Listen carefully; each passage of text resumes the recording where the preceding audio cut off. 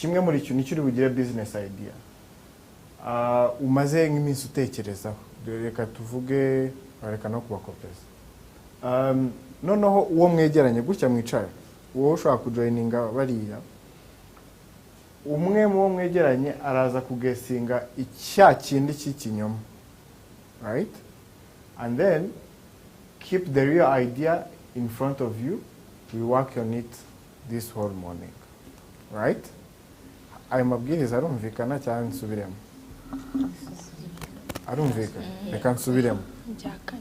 Ugiye gutekereza interuro cyangwa amagambo atatu asanisha kuri wowe. Ushaka kuvuga ngo umu accountant cyangwa umu business person, anything you can think, right? Bitatu muri byo biraba byose bigomba kuba ari kuri wowe, ariko bibiri nibyo by'ukuri. Kimwe ni ikinyoma. Ushaka kuvuga ngo ndashaka gukina umupira, ndashaka kuba umu accountant, ndashaka kuba umworozi. One should be wrong and wowe ushobora no gukora sentence, right? Then niba navuze kuba umworozi, ushobora kuba hariya ku kigo cy'iwacu narabonye wenda dufite ikibazo cy'amata, nkazajya supplying amata ishuri. That's a business idea. That's the second, the true one.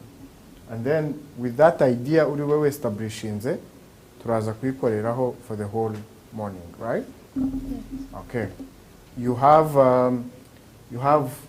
4 minutes to go, right?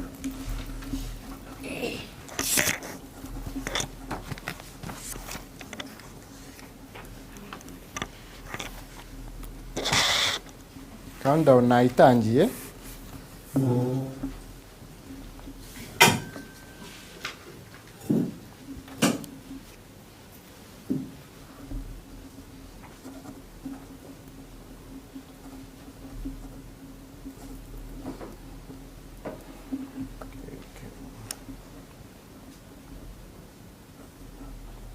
Ufite ikibazo wambaza.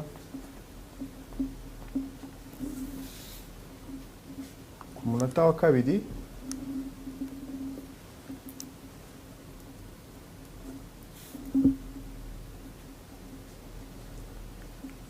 n'abadukurikiye rero online, nawe niba ufite ikaramu cyangwa uyishake na kuko uko turi bukomeze tuganira hari ibyo uri bukomeze wandika, so shaka ikaramu n'agapapuro nawe ukora uwo mukoro. Ushaka kubaza uwo mwegeranye cyangwa uko natwe turi gusubiza mukaza kuba muri kuganira n'uwo muri kumwe. Okay? Igihe cyo kwandika bya bintu bitatu kirarangiye, noneho mugenzi wawe agiye kugesinga ikiri cyo n'ikitari cyo, sibyo?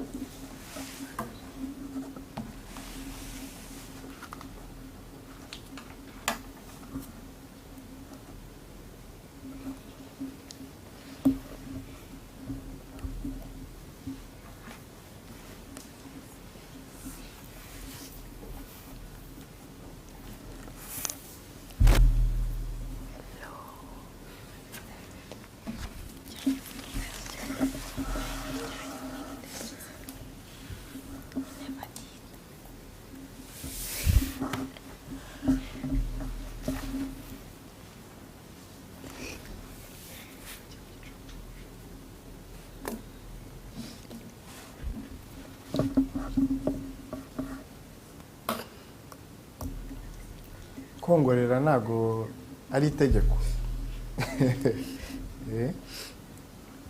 Dusigaranye iminota 2.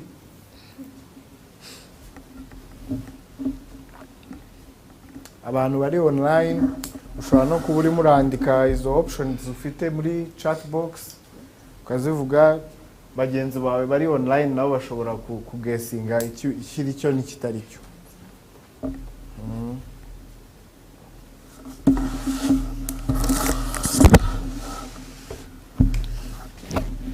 Okay. Umunota umwe amasegonda 30. So ukuntu biri buhita bigenda murahita mutubwira icyo yari yavuze nicyo wagesinze, anatubwire niba ari sibyo.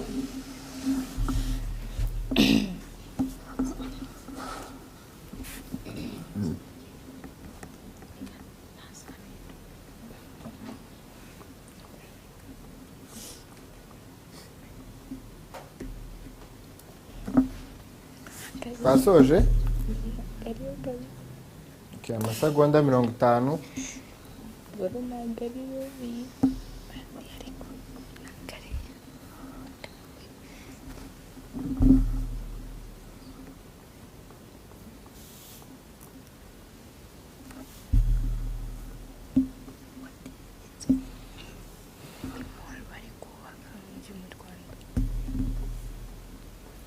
Nidutangira turahera hano buri wese atubwira ikiri cyo n'ikitari cyo na business, right?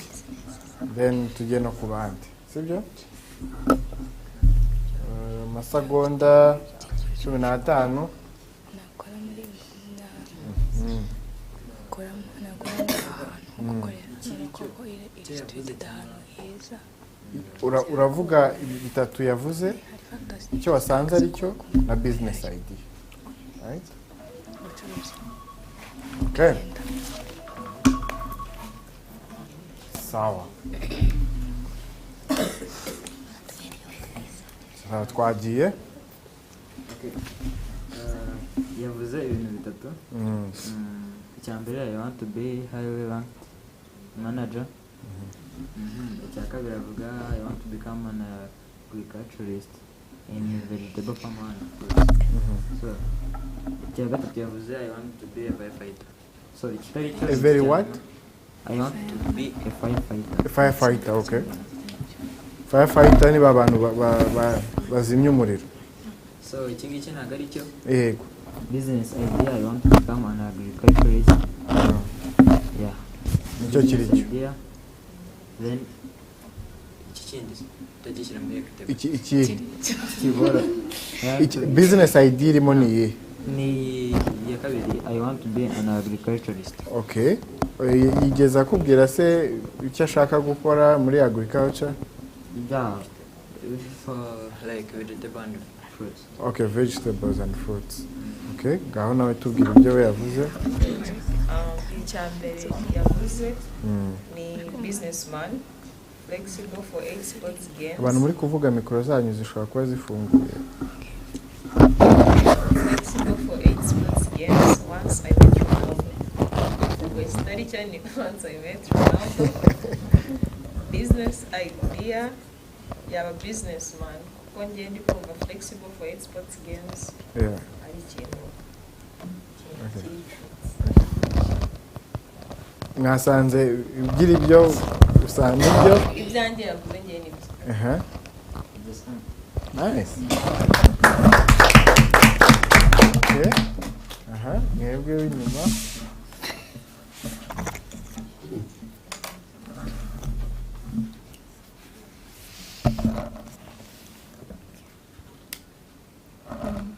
icyo yavuze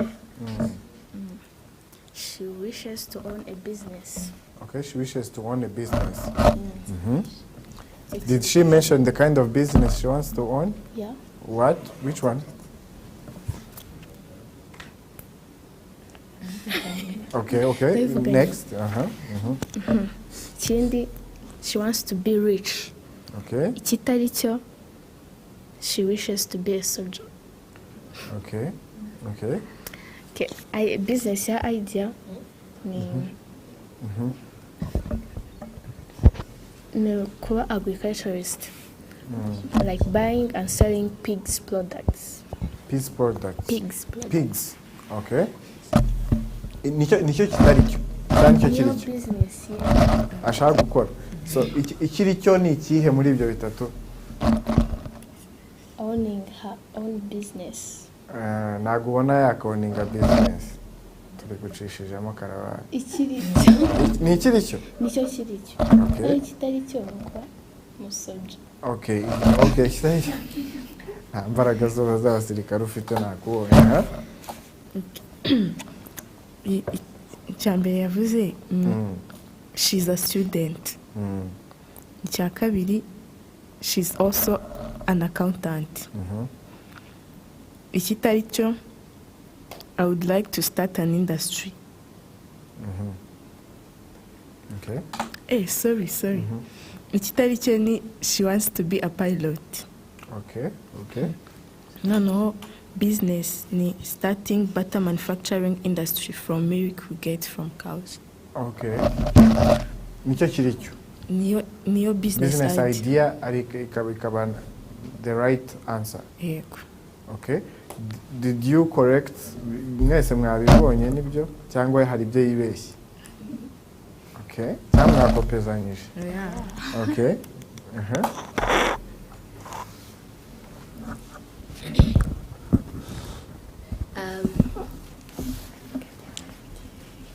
She said she want to become a CPA, level accountant. Nice. She also want to work with Inzovumal, and she wants to become a housewife. Okay. So far, njye ndatekereza ko ikitari cyo ari iki to become a housewife. Yeah, ikiri cyo I mean noza business ashaka gukora no gukorana nyine n'inzovu mal. Okay. Did she specify the way ashaka gukora nabo? Yego. Nyine kubera ko ngo inzovu mal nyine ikiri creative. So kwakora business wenda nk'iyo gucuruza n'imyenda nyine yumva ko byakunguka. Okay. So you are in the business of clothes. Okay. She said she wants to become a manager in the World Bank. World Bank, nice. Which I think is a true one. And she said she wants to start a business of providing goat milk. Goat milk? Yes. Okay. And she also said she wants to become a businesswoman. I think the business is providing goat milk. And I think she wants to become a manager in the World Bank. And I think the one that's less true is wanting to become a businesswoman. Okay. Okay. She doesn't want to take the risk. Okay.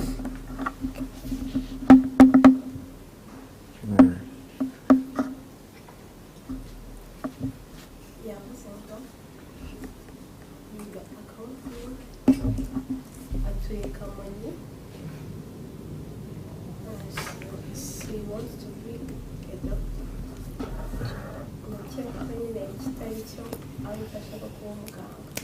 Okay. Okay.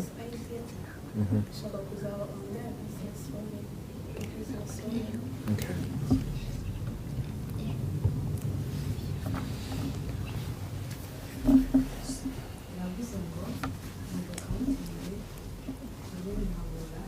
wongere ijwi.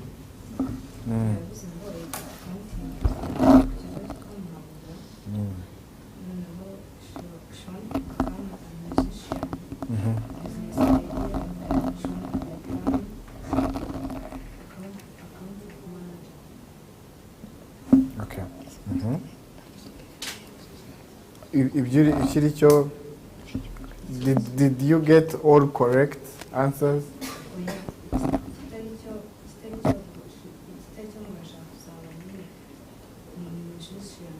Musician.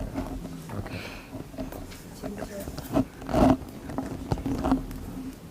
Accountant. Okay. No, mwongere ijwi, sibyo?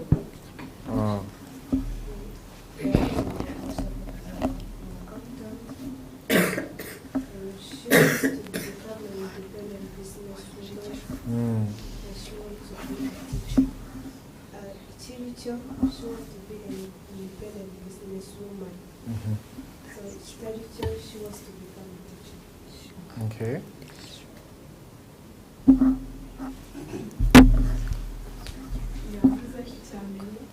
I want to become a music producer. Music producer. I want to make a business of designing products. I want to be a manager. So I want to become a music producer. Just study. Okay. And then the business is going to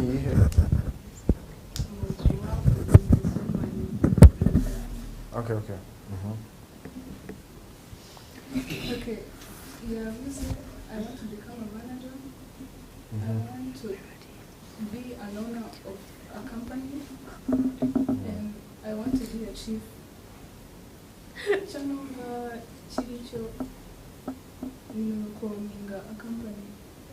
Chanova Chiricho, being a chief.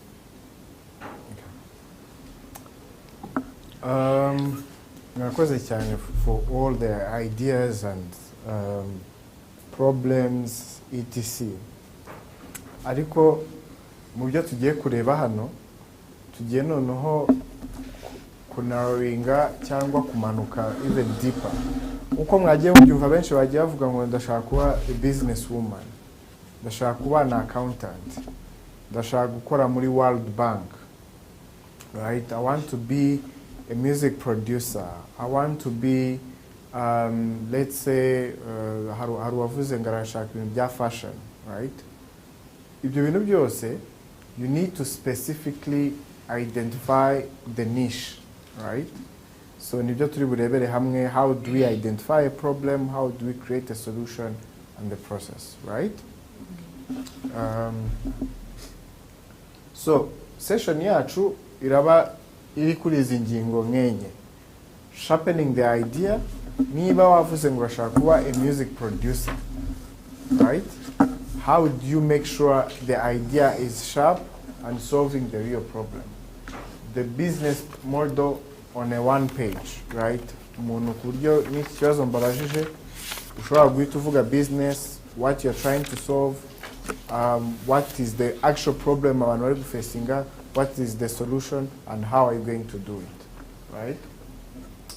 Ikindi hari pitching, uburyo ushobora kuvugamo business idea yawe in an elevator pitch style, nk'umuntu muhuriye muri elevator arimo aragenda mugiye muri floor ya 5 akabamenya igitekerezo cyawe aragikunze niba ari no gutera inkunga akagutera inkunga.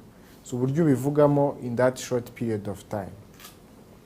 Ikindi bambwiye ko muri gutegura ama pitches yo kuza presenting imishinga yanyu on a later stage, right? Okay, so that would also abantu ashaka kugira ibibazo around that, we can have a conversation on a later stage. Okay? So on the part of sharpening the idea, hari ibintu ubundi niba ari n'umuntu uguha amanota cyangwa umushoramari, reka tuvuge umushoramari aba akwitezeho. Icyambere ikibazo uri murakemura, is this a real problem and who is it, right? Muri business zose twatanze mu rugero, reka dufatiye agriculture. Hari umuntu wavuze agriculture na vegetables, yeah? Ndabaha urugero rwa project imwe nakozeho kugira ngo muze kugenda mwumva. So World Bank, this is the model: solution, customer, numbers, plan, delivery, right? World Bank yari ifite amafaranga itanga nka grant. Murabizi ko World Bank itanga ama grant through ibigega bitandukanye by'igihugu, either BRD cyangwa SAIP. Murabizi tuze kugendana. And then turicara n'abantu twari turi kumwe dusanga World Bank yahaye abantu bo mu Gatsibo, mu karere ka Gatsibo, aba farmers, yabahaye amafaranga kugira ngo bazamure umusaruro wabo muri watermelon, right? Umwaka wa mbere, umwaka wa kabiri, ntago ari watermelon gusa, byari ibindi bihingwa, fruits etc. Noneho bukeye umusaruro w'aba farmers uriyongera, ariko nk'aba farmers murabizi ko ntago bafite iki, ntago bazi marketing skills, ntago bari connected n'amahoteli etc. challenges. We ni umufama arahinga akeza agategereza umuntu uri buze kumugurira umusaruro. Turi kugendana? So ngewe ndebye ibyo bintu mbibonamo a problem. So World Bank yatanze amafaranga, sibyo? Umufama nawe yari afite ikibazo kirakemutse, yahinze yabonye umusaruro, ariko wa musaruro urimo urapfira mu murima cyangwa muri stocks, right? Yaba World Bank ya supportinze wa muntu irimo irahomba, yaba na wa mufama na Ministry ya Agriculture na RAB n'abandi nabo barimo barahomba kubera ko wa musaruro urimo urapfira hahandi, ntabwo ufite abaguzi. Kandi no kuri market abaguzi twabuze products, iyo si problem. Ubwo aho ngaho nakoze problem identification, nansarinze is this a real problem, si ikibazo ntitubibonye, whose problem is it? Twa-identifyinzemo abantu batatu. Twa-identifyinzemo the farmer ufite umusaruro wananiwe gucuruza, twa-identifyinzemo World Bank yatanze amafaranga, na consumer udafite umusaruro. Perfect. Ewana dukomeze tugendane gutyo. Tugiye kuri stage ya kabiri. Solution. Does the idea actually solve the problem? Umva igisubizo twari dufite. Twaricaye turavuga ngo twebwe twarize tuzi marketing skills, right? I am connected to some multiple managing directors b'amahoteli, right? I can go to the World Bank and pitch them an idea, right, about the solution. Okay. Twafashe icyaba bantu. Turavuga tuti ibyo turi buze kurebaho hasi, the niche, ntabwo solvinga, ntabwo uri bufate ibintu byose ngo bikore. Niba ari ibihingwa nk'icumi bari gukora, ibirayi byose, twebwe dufata watermelon gusa. Iyo ni uguspecifyinga. Niba uvuze ngo uri umu accountant, urashaka kuba accountant muki, urashaka kuba accountant muri NGOs, urashaka kuba accountant muri Inzovu Mall, urashaka kuba accountant muri World Bank, you need to specifically identify the niche, right? So twe turavuga turashaka kujya muri watermelon gusa. So tugiye muri watermelon, tureba abantu bari guhinga, tureba n'amahoteli, turabahuza. Dukora umushinga twise post harvest handling. So twe ntabwo turi buhinge, right? Nta nubwo turi bujye mu bintu byinshi, turakora marketing gusa. Noneho twe tugende tugura umusaruro wa muntu, tuze tuwujyane kuri market. And by the way, tukabikora ku buryo na World Bank igomba kudufundinga kugira ngo natwe twa-identifyinze ikibazo. It's a solution we are providing. Otherwise, twese turaza guhomba. Right? Dupitchinga umushinga muri World Bank, batwubakira ama stocks, etc. The project is functioning. Right? So, amahoteli yabonye product, na babahinzi ibintu bari guhinga bafite umusaruro, na bafite aho bazabona abakiriya on a normal standard. So, ugiye mu isoko rya Kimironko etc. nubona watermelon, just think hari abantu bahuje umufama n'isoko. Muri hoteli nibakugaburira cyane hano lunch time bakakugaburira ukabonaho watermelon, menya ko ntago byavuye mu murima ngo bite bihagera direct. Hari abandi bantu bagiye bajyamo hagati. Abo bantu bagiye basolvinga those interval points, right? Ubwo tubonye the problem, the solution, customer identification, who pays, why would they choose you, right? Niba World Bank kugira ngo iduhitemo, ntago ari uko bari badufitiye impuhwe, nuko twari turi gusolvinga the actual problem. Niba uvuga ngo ushaka kuba umu business woman, mu Nzovu Mall hazaba hari abandi nk'icumi. Why should a person ava hahandi kuri level ya 5 cyangwa floor ya 5 akaza kuri floor ya 15 kukureba bitewe n'ibintu ucuruza? You need to be specifically solving the right problem cyangwa ufite ibintu by'akarusho, right? Let's go noneho in the actual context. The problem. Ndashaka umuntu dusomera, right? Dusomere, start with where it hurts. A strong idea begins with a problem you have watched happen at home, at school, in your local market. If you cannot name the person who caused the problem, the idea is still a guess, and the judges will hear that in the first minute. Okay. So, muribuka example nabahaye, right? Abantu bari kubabara barabaki. The farmers na World Bank yabahaye amafaranga. Yes. N'aba farmer n'aba consumers babuze watermelon, right? Tayari twe dufite abantu twa identifying, whether be at our home, schools zikoresha watermelon etc. So nawe ushobora kuvuga ngo okay, harya we business idea yariye. Just business. Yeah. Okay, ni hagira umuntu umbwira na idea nayo tubesingireho. Apana ya more twayivuze, ya agriculture twayivuze. Eh? Iyo nayo imeze nk'iriya yanjye, right? Iyawe yari iyihe? Starting butter manufacturing industry. Starting butter manufacturing industry. Ushobora kuvuga ngo okay, butter mu Rwanda igura amafaranga angahe? Iri well produced, right? Igura angahe? Ese iyo ugiye muri Rwanda, right, mu ndege bakoresha butter ivuye he? Right? Ushobora gusanga nka butter bakoresha, I don't know, ushobora nko kwa identifying, iyo ni muri research ukora, iyo uri kwa identifying a problem, ugasanga butter bakoresha bayikura muri Kenya, right? Ukavuga ngo okay, ngiye ndashaka gutangiza uruganda, our first client azaba Rwanda, kuko Rwanda ntabwo dushaka izajya ikura ibintu muri Kenya, just butter ikajya kuva muri Kenya kugira ngo abantu bagenda barya mu ndege bakoresha butter. You get? That's a problem identification, and who is solving the problem, and who are you solving the problem to?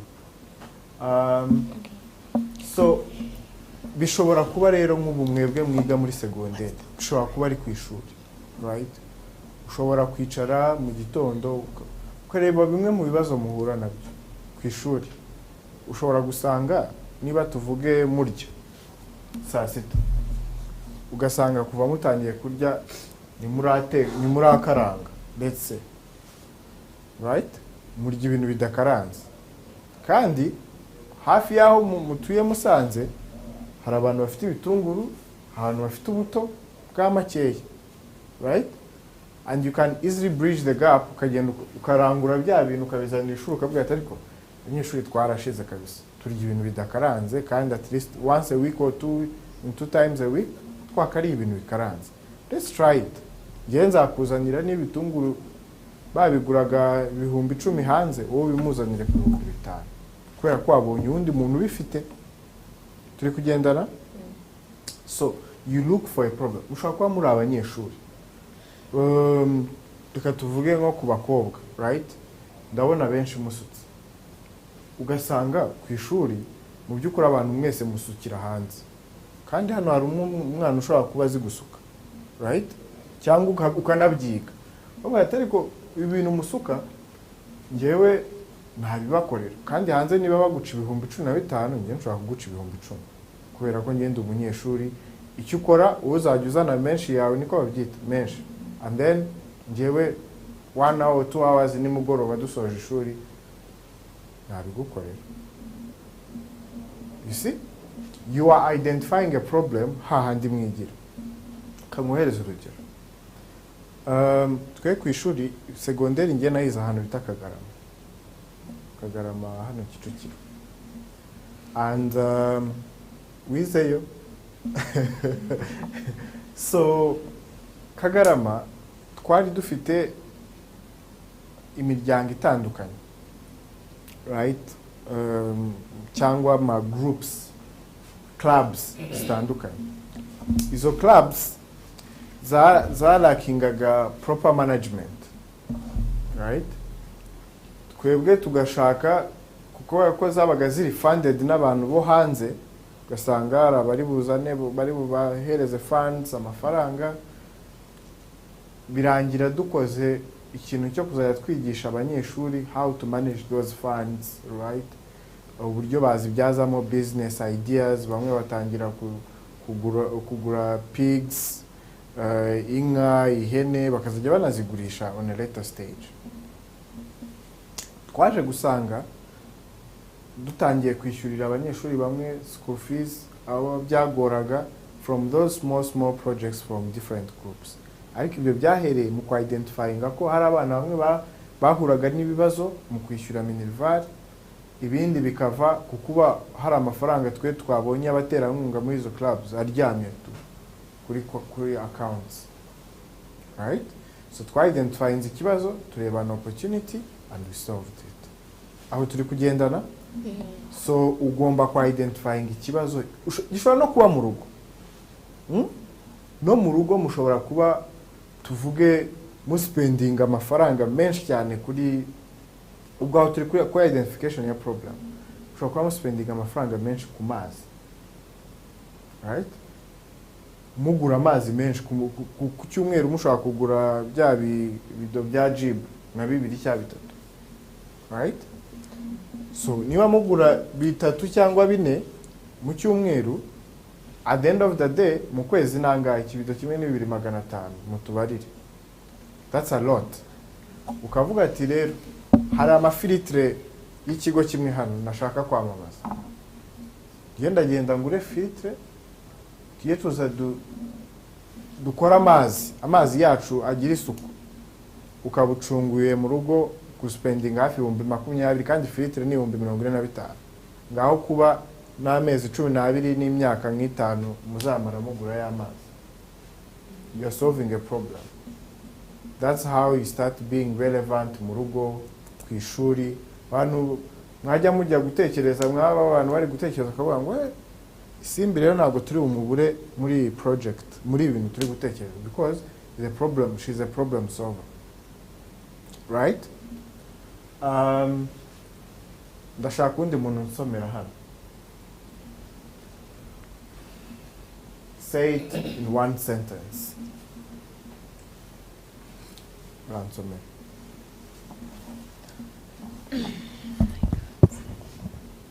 Fill this in and read it out loud. Students in my school lose time and money on something because of some reason. So today they manage with a poor alternative.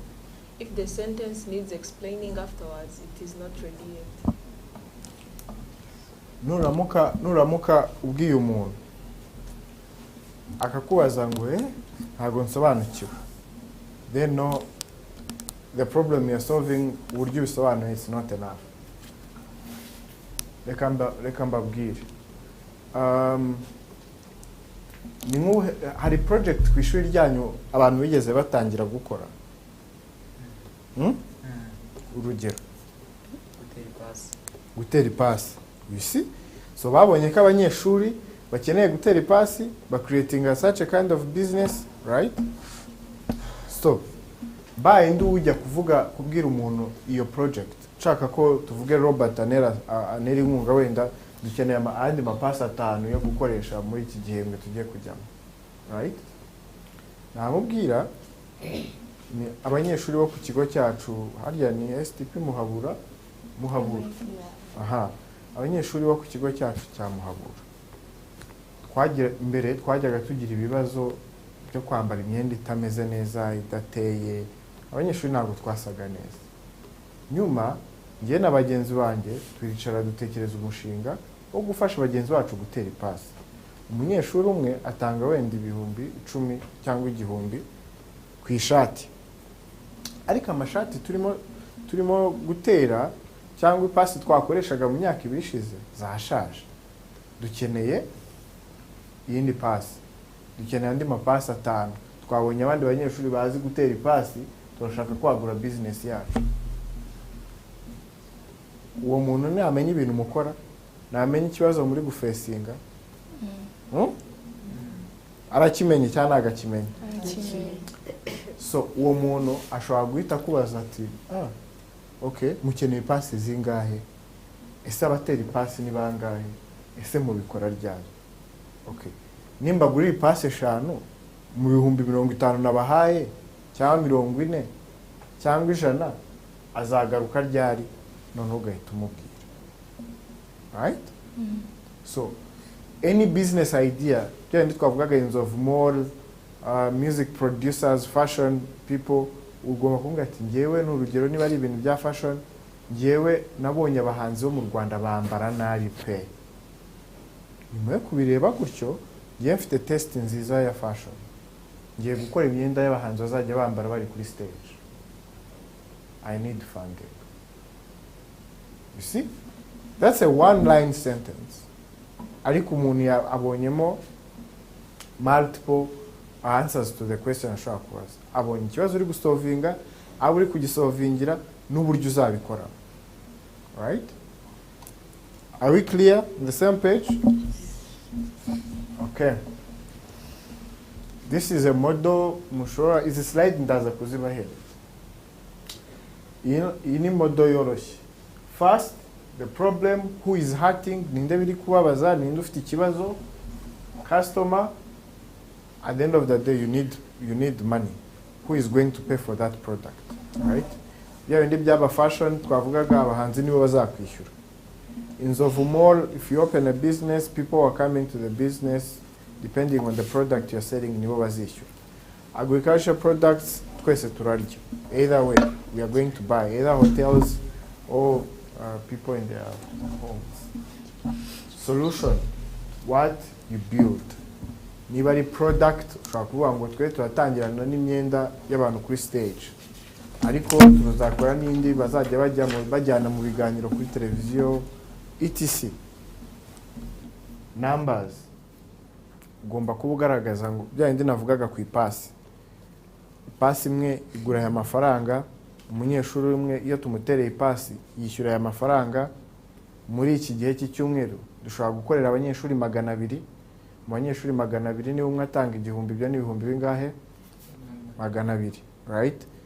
And then ukagaragaza ayo muba mwashoye, ayo muri bwunguke, right? Proof. Have you tested that yourself? Urugero, nk'aba bantu b'ipasi urumva ko barabitangiye. Bigoranye ko nareka kwizera uw'ipasi najya kwizera uw'Inzovu Mall, right? So umuntu yizera ibyo areba, cyangwa ushobora no kuvuga ati ariko ibi bintu dore aho byakoze. Muri Tanzania barabikora, muri Kenya barabikora, right? Ba bantu bakora butter ushobora kuvuga ati okay, ariko butter airplane ya Rwanda ikoresha izo muri Kenya, ariko Kenya Airways ikoresha iziwabo.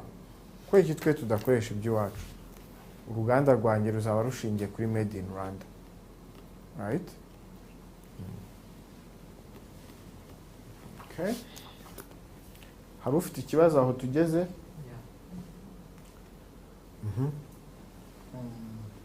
Ikibazo kuri tumaze kwiga.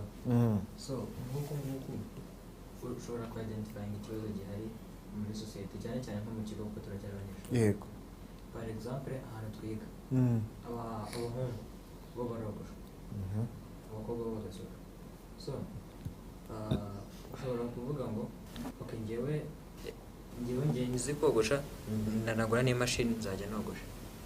Icyo kibazo ukakireba abantu bashaka kwiyogoshesha.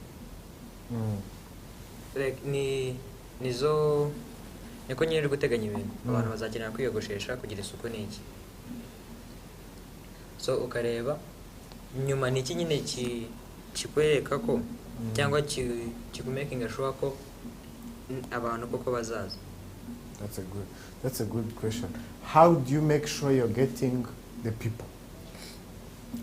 Harimo ibintu bya networking tugomba kwiga even tukiri batoya. Kuba washinze business ikenewe muri community urimo nibivuze ko abantu bazaza. Hari aba content success babura, ntago babura. Hari umuntu uvuga ati okay, kuva ari Robert rero aho ndi bugi, right? Abo ntago babura. Hari abantu bajyaga batubwira ngo muri 12 n'ubundi ni haburamo Yuda, right? So either way you're going to have our contracts in your business, right? Ariko hari uburyo you make. I always tell my friends I hate competition, but I always work so hard to make competition irrelevant. Urugero, ushobora your business wari uvuze kogosha, uzi kogosha anything.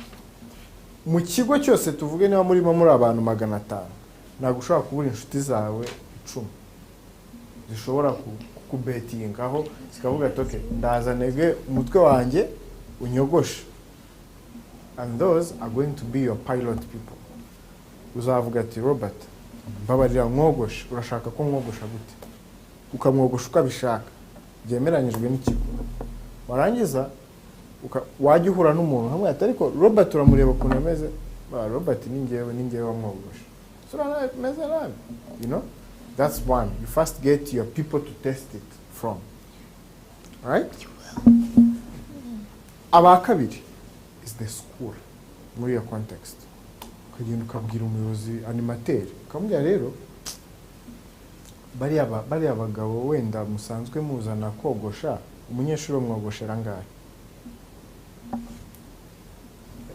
500. Umwe ariko buriya ngewe dushobora gukora still 500, ariko amafaranga 150 nzajya nyatanga ajye gufasha abatishoboye mu kigo kwishyura minerval. Right? Cyangwa ukareba n'ikindi kintu social activity bari gutegura, wenda mufite kujya kwibuka, mufite expenses z'ikigo nizibura, ati ndashaka kuzajya contributing. Niba ku mwaka nshobora kogosha abanyeshuri 1000 kandi bagashobora kwinjiza tuvuge ibihumbi ndetse miliyoni 2, ngewe muri miliyoni 2 zizinjira 300 nzabibahereza mu bitangiremo umwana utishoboye cyangwa muyakoresha icyo mushaka nk'ikigo, ariko nanjye mumfashe ngire access kuri market yayo. Akenshi usanga ibintu byo muri secondaire cyangwa no mu zindi community ntabwo habaho bargaining na competition. You make competition relevant. So wabwiye umuyobozi akabona ni n'umunyeshuri noneho ubizi uzi kogosha, aravuga ati ahubwo reka duteze imbere aba bana. Right? Kuko nunahava ni wowe uzaba role model w'abasigaye. Right? Ngewe ndi umuyobozi w'ikigo nahakazi abanyeshuri banjye kuruta uko najya kuzana uwundi muntu wo hanze, especially umuntu uri kwadinga value. Ariko ugomba nawe kugaragaza aho ikigo cyungukira, naho nawe nk'umunyeshuri ugomba kungukira na bagenzi bawe bazakubonamo. Buri umuntu wogoshwe n'umunyeshuri mugenzi we yakugiriye icyizere. Ngewe urugero rworoshye, inkweto nambara zose nzigura ku munyeshuri wanjye, nako ku munyeshuri twiganaga muri Kagarama. After shop hano muri izi community za Sari Motor, a very good shop. Hari n'igihe njyamo ngasanga nta nkweto afite nshaka, nkamubwira nuzibona uzampamagare, sinjye kwirirwa njya hano ahandi hantu. This same applies to my phone gadgets. Aho kugira ngo ntumize telefone muri Amerika ko hari inshuti yanjye igiye kuza, hari inshuti yanjye irimo irabicuruza hariya, you always first go to the person you went to school with. Ni nayo mentality mugomba kugira. Mugenzi wawe niba afite ikintu yatangije, you are the first customer. Nawe nutangira, it will be the same. To be reciprocal. Right? So it starts with you. Urasubije? So network and get them where they can get profit. Ikibazo kuri ibyo ngibyo byo kogosha, urabivuze neza, business ntakitwaye. Si umuyobozi w'ikigo akubwiye ngo ko waje kwiga, waje mu byo gukora business. That's a good one. That's a good one. Hari umuntu wamusubiza ukuntu abari wowe babibwiye ukuntu wabisubiza? Okay, reka mbahereze urugero. Ngewe nize entrepreneurial leadership. Kagarama nigaga history, economics na geography. Right? Really today ahantu nta kintu ndi gukoreshamo amateka nize at any point of time. Wenda bike mu byo nize ALU, entrepreneurial leadership, ndimo ndabikoresha. Ariko it's from other skills nagiye nigira ahandi hantu mu ma sessions ngaya birangira bikugiriye akamaro. Nukumwereka igihugu cyacu kirimo kirateza imbere imirimo ya TVET, imirimo ikoreshejwe amaboko.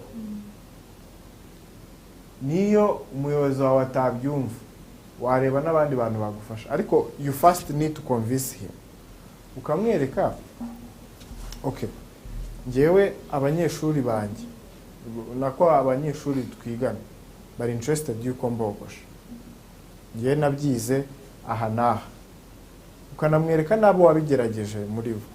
Ushobora kutamubwira ko wabikoreye ku ishuri utabifitiye uburenganzira, ugahita ariko dore no hanze njya mbikora, n'abo bantu baraje ndabogosha, mbikora neza cyane.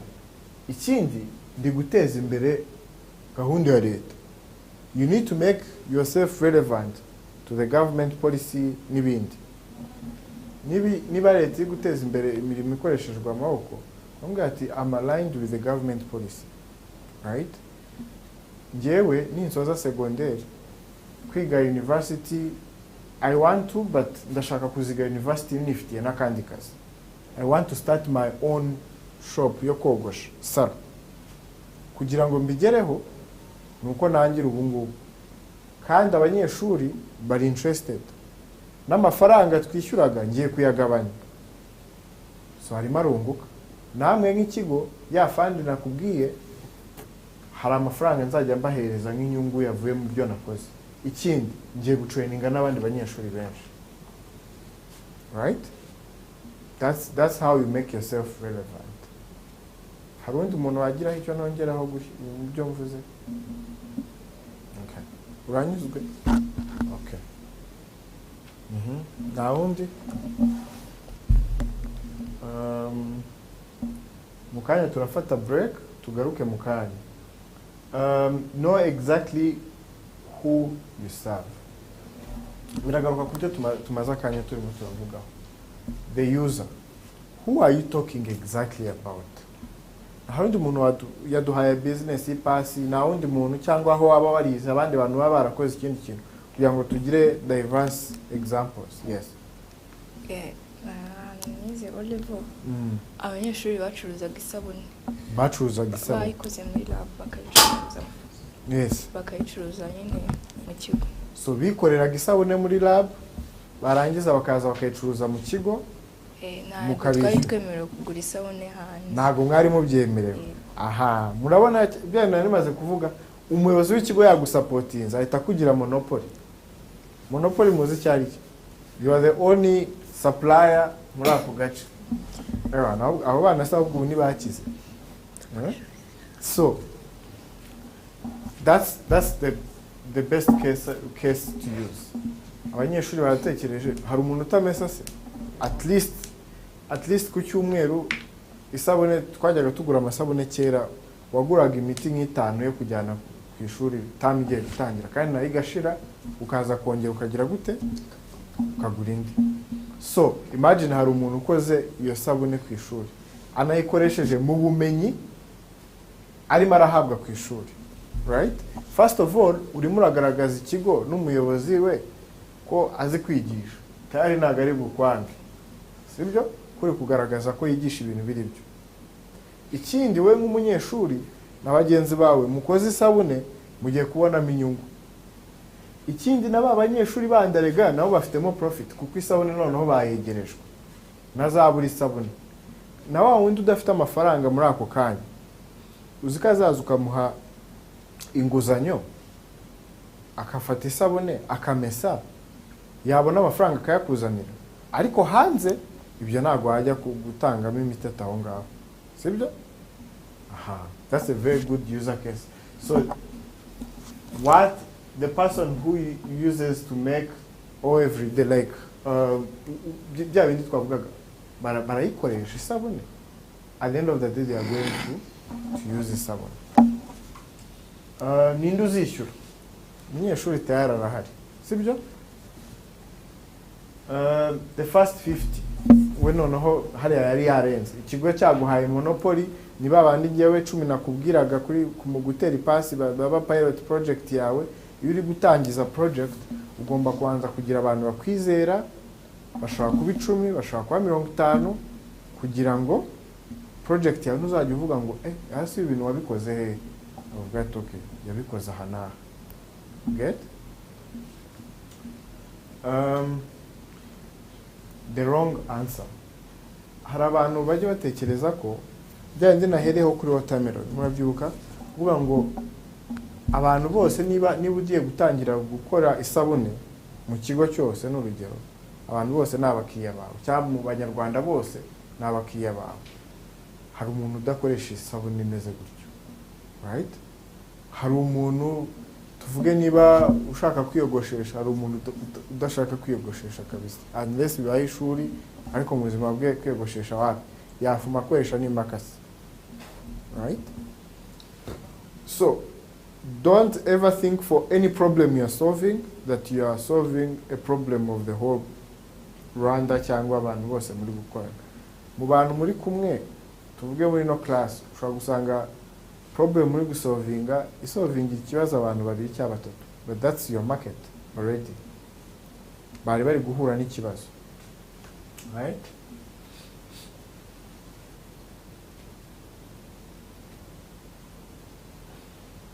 So nkuko nababwiye muri ya elevator pitch n'ibindi bikurikiraho, ubundi abantu benshi sinzi naho mukibona ni bande abantu basoma ibitabo hano? Umwe, right? Ni bande abantu baramutse babahaye kuteri bakabashyiramo igitabo bacyumva sound, bumva sound gusa, si mwese mwacyumva? Uzi impamvu? Abantu kubera ko social media yaraje turareba reels y'iminota 3 igahita summarizing igitabo cyose, so you no longer need to read the whole book. Ariko uzi impamvu byatangiye kutujyamo? Ni ukubera ko haje abantu badusummarizinga igitabo cyangwa movie in 3 or 2 minutes, so you don't want to spend all that time uyikoresha ibindi. Same applies to business ideas. Umuntu muhuye mu minota ya mbere cyangwa uhaye proposal akeneye kuyibona on 1 page, right? What problem are you solving? What are you offering? Money in, amafaranga ushaka gushoramo cyangwa ushaka gutangamo nangahe, bigura ngahe ibyo bintu uri kuvuga, money out, what one unit cost you before you even earn anything. Niba uri gukora isabune yagutwaye amafaranga ngahe kugira ngo ibisabune, right? Niba yagutwaye 300, rero ukavuga ati nyenza ayicuruza kuri 600, packaging yantwaye 100, ngiye inyungu yanjye 200, right? Noneho iyo bari kubara return on investment, umuntu ugiye kuguhereza capital aravuga ati return on investment nzayibona mu myaka 15, mu myaka 10, ariko abesingira kuri ya breakdown wa muhaye, sibyo? The proof, what you have tasted, sold or been told by a customer. Uyu munsi nimva hano bakaza bakababaza ati ariko Robert mwamubonye se? Robert se yabigishije ati? Robert rero shatera story cyane nta kintu, ubu ngubu n'ibintu byose atubwiye twabyibagiwe. Muratekereza ko class yindi nzayizamo nkayigisha cyangwa birarangirira muri iyi ngiyi? That's the way it works. Nibagaruka bakababaza cyane bari online, ko atari ku umuntu yigishije neza twabikunze, ahubwo twabyara ko byize yigisha n'indi ya kabiri cyangwa bakadushakira undi munsi nzagaruka. That's the way it works. So you need people to test it with. Ushaka guhereza isabune bakayikoresha bakayikunda bakavuga ati ariko ino sabune actually ni nziza kutayendera humuza imyenda irayikesha, you said ikuramo ibizinga. You see, it's solving real problem. Kandi your example uri kwihabwa na ba nyir'ubwite who have used the actual thing. Uwo muntu ni uri bugenda akabwira uw'inyuma akamubwira ati rero iriya sabune nutayikoresha biriya bintu uri gukoresha rwose nta nubwo nzongera kugutiza n'ishati yanjye. You see? Yeah.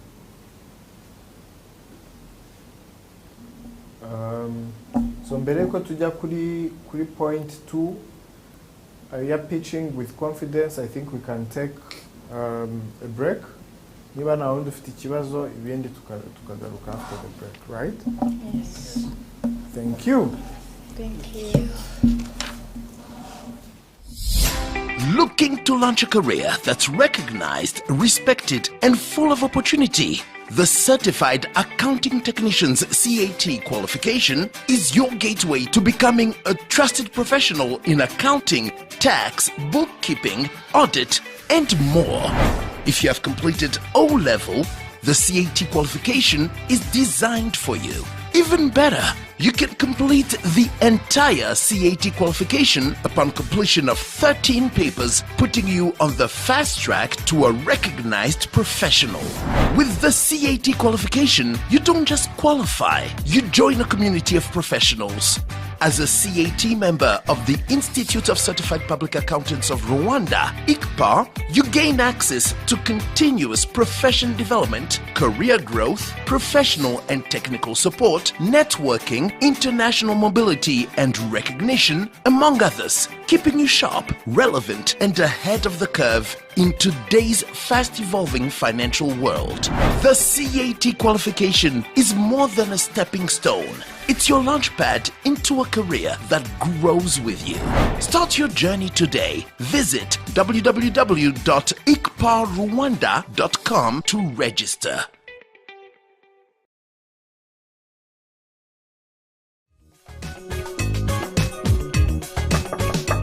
Hey, guess what's back? Holiday Mula Mindset is back for edition 2.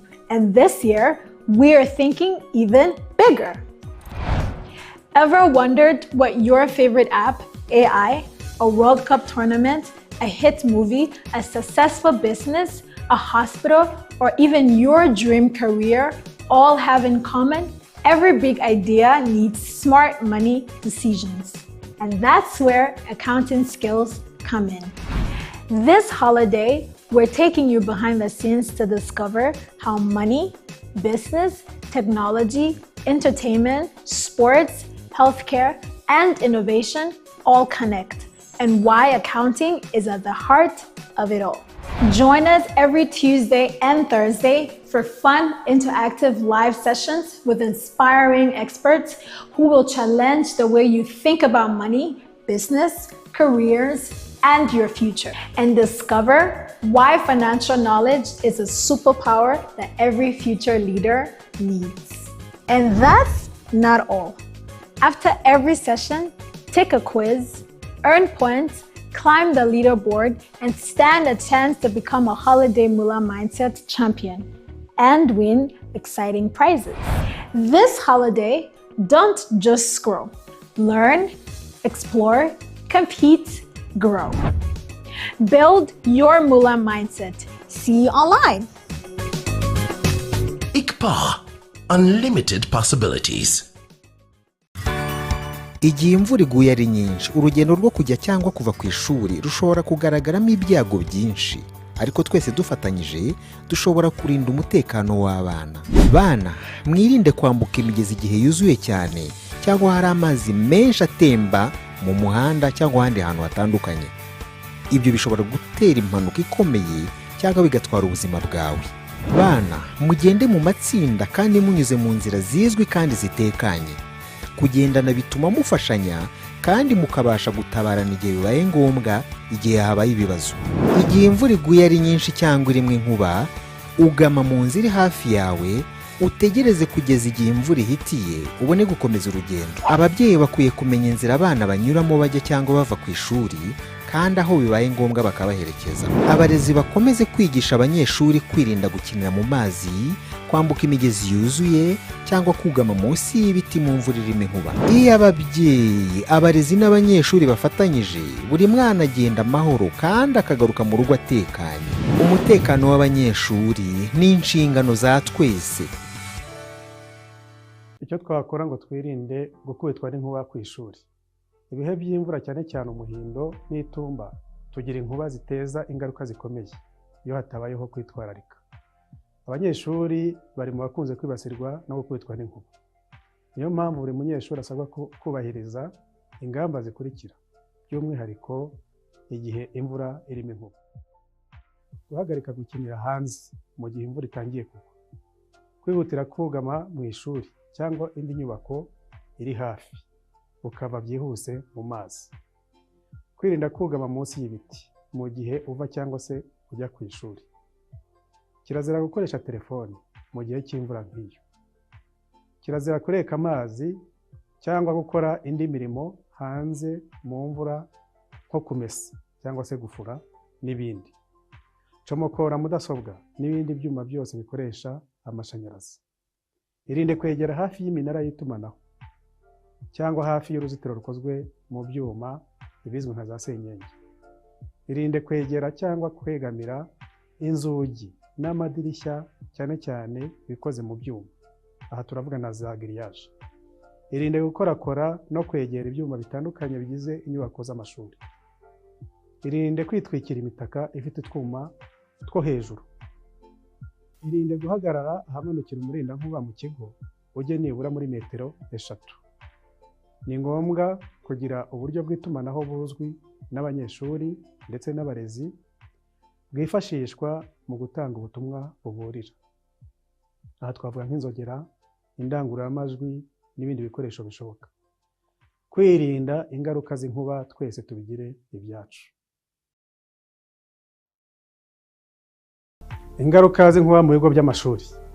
Abayobozi b'ibigo by'amashuri, barezi, abanyeshuri namwe babyeyi, abanyeshuri n'abandi baba mu kigo bari mu bakunze kwibasirwa n'inkuba mu bihe by'imvura, cyane cyane mu muhindo, imvura y'umuhindo n'imvura y'itumba, aho tugira inkuba nyinshi zikubita zigateza ingaruka zikomeye iyo hatabayemo kwitwararika. Muri izo ngaruka harimo gutwara ubuzima bw'abantu, inkuba zirica, twagiye tubibona hirya no hino mu bigo, gutwika uwo ikubise ikamuteza ubushye bukomeye ku bice bitandukanye by'umubiri, gusigira ubumuga butandukanye uwo yakubise, harimo kwangirika kw'imitekerereze, guhungabana no guhagarara kw'ibice bimwe na bimwe by'umubiri, iyo twita paralysis mu cyongereza cyangwa se paralysis mu gifaransa.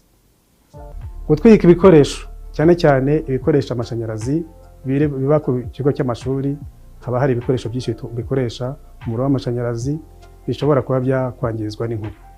Hari uguteza inkongi y'umuriro ku nyubako ndetse no kuzisenya. Ibyo bigenda bigaragara nabyo hirya no hino mu gihugu cyacu. Bityo rero turasabwa twese kugira imyitwarire yo kugira ngo tugabanye yuko twakwangirizwa n'inkuba mu buryo butandukanye. Okay. Murakoze cyane for the break. Abadukurikiye kuri Rwanda Basic Education Board, namwe twongeye kubaha ikaze, n'abari hano ikaze nanone. Twari tugeze aho mu by'ukuri, ariko n'abari online, feel free to send your questions in the chat box. We'll be answering some of them once we finish. N'abandi bari hano. Point twari tugezeho yari yo kumenya numbers at heart.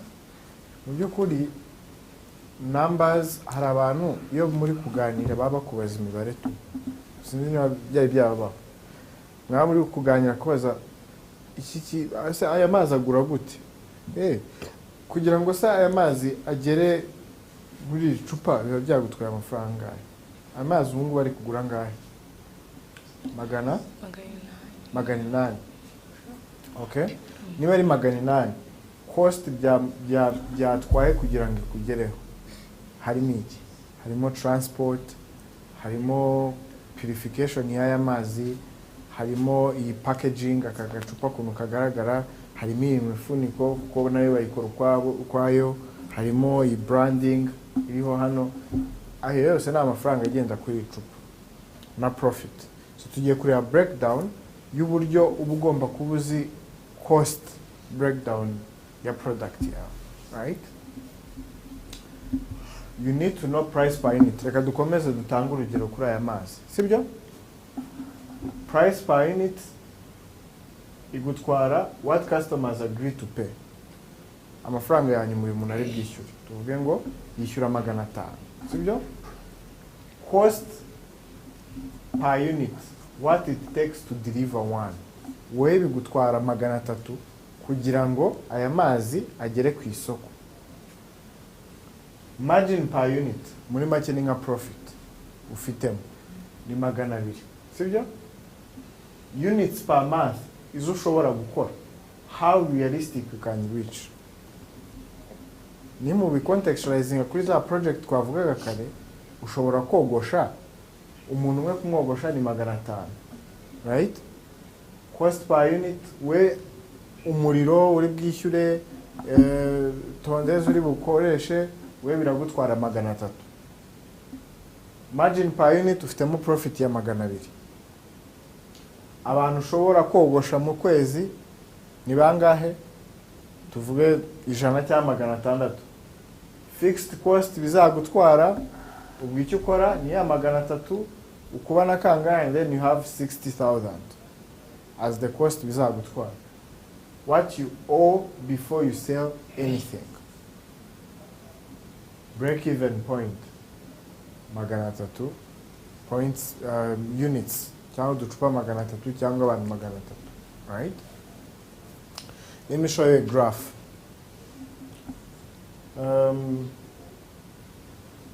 Muri every business you have a break-even point.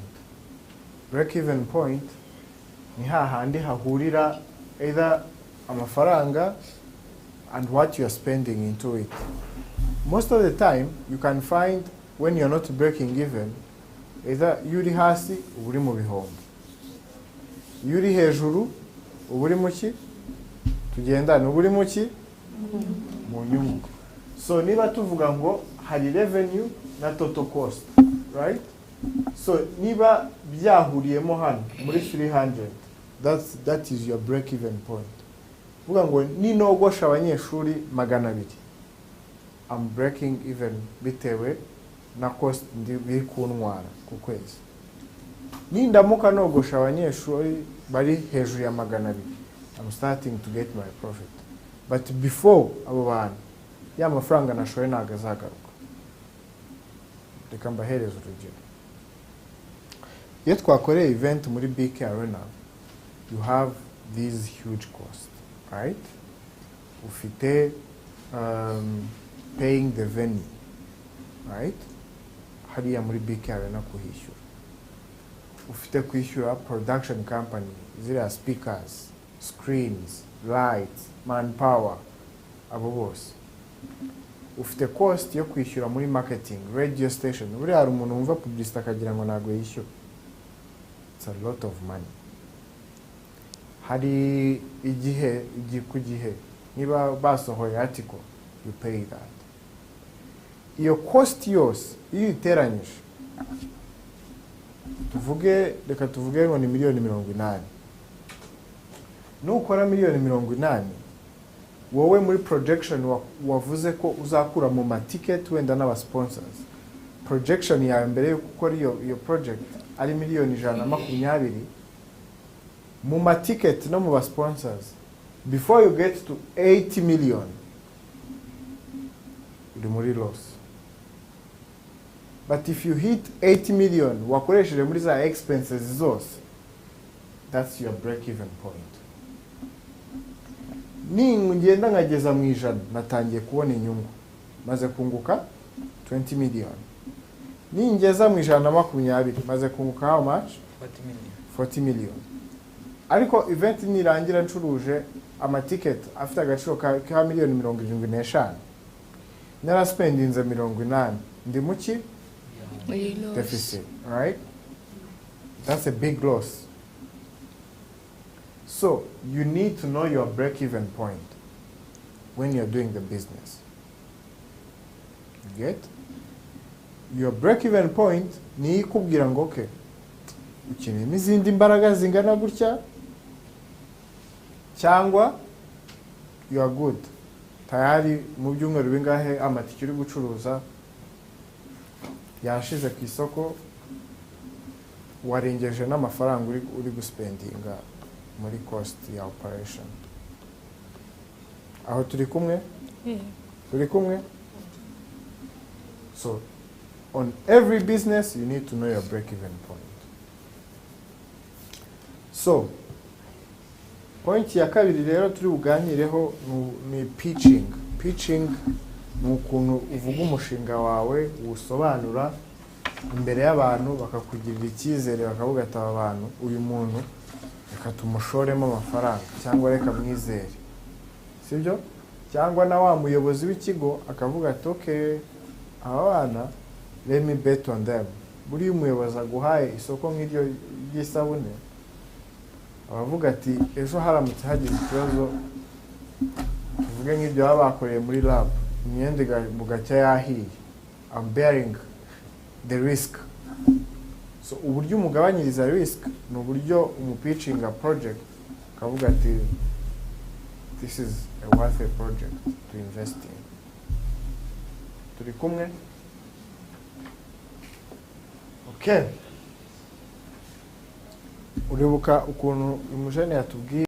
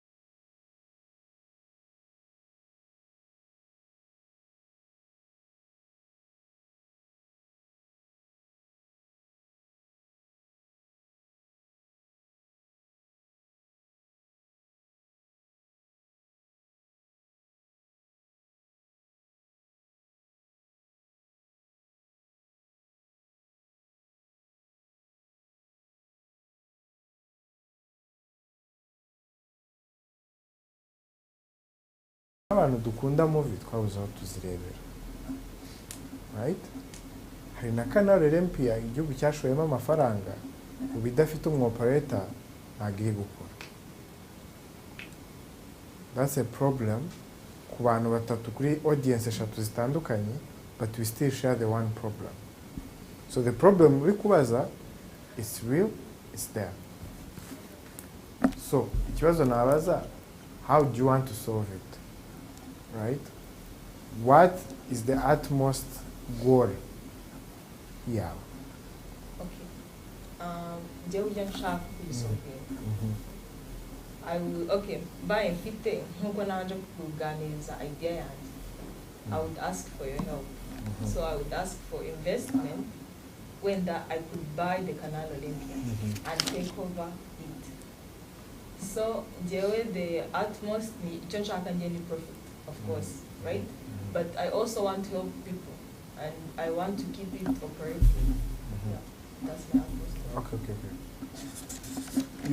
You can understand that's the big goal, right? Because for it, I don't know, but I don't believe ko ufite amafaranga yagura Canal Olympia today, right?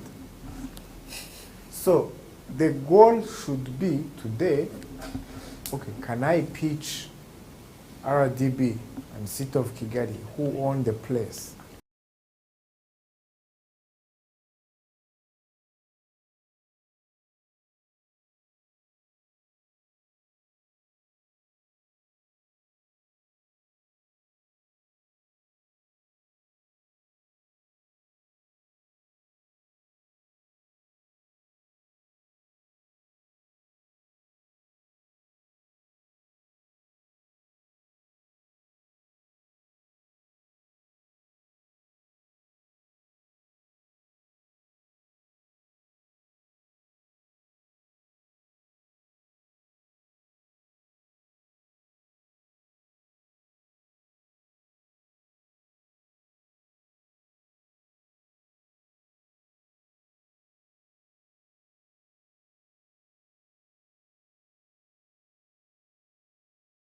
Experience in managing theaters. That's the way it works, right? Someone will make you the accountant because you've shown them how many accounts you've managed for people. How many declarations did you do before Rwanda Revenue Authority terminates someone's company, right? Ninde muntu wakijije ibibazo yari guhura nabyo muri accounting, right? Before I give you a job to manage my accounts for authentic event. You see? That's the thought process. Have you done it before? Are you willing to do it again? What have you improved? What skill set do you have to be able to run that whole thing? You get? If you are interested, once it opens, I can connect you n'abantu babikora. I have some contacts, RDB and the teams, for now, babirimo, and then you never know. Okay. So, while you're also pitching, there are things you need to be mindful. The voice, the body, the nerves. Uribuka ukuntu natangiye mvuga? Murabyibuka? Mu kanya ndi kubatera story, how was I sharing my story? I was emphasizing every point, going slow, right? Making sure, everyone, you're getting the point. And if you're talking about getting people emotional about your project, then you need to understand these three things: the body, the voice, the nerves.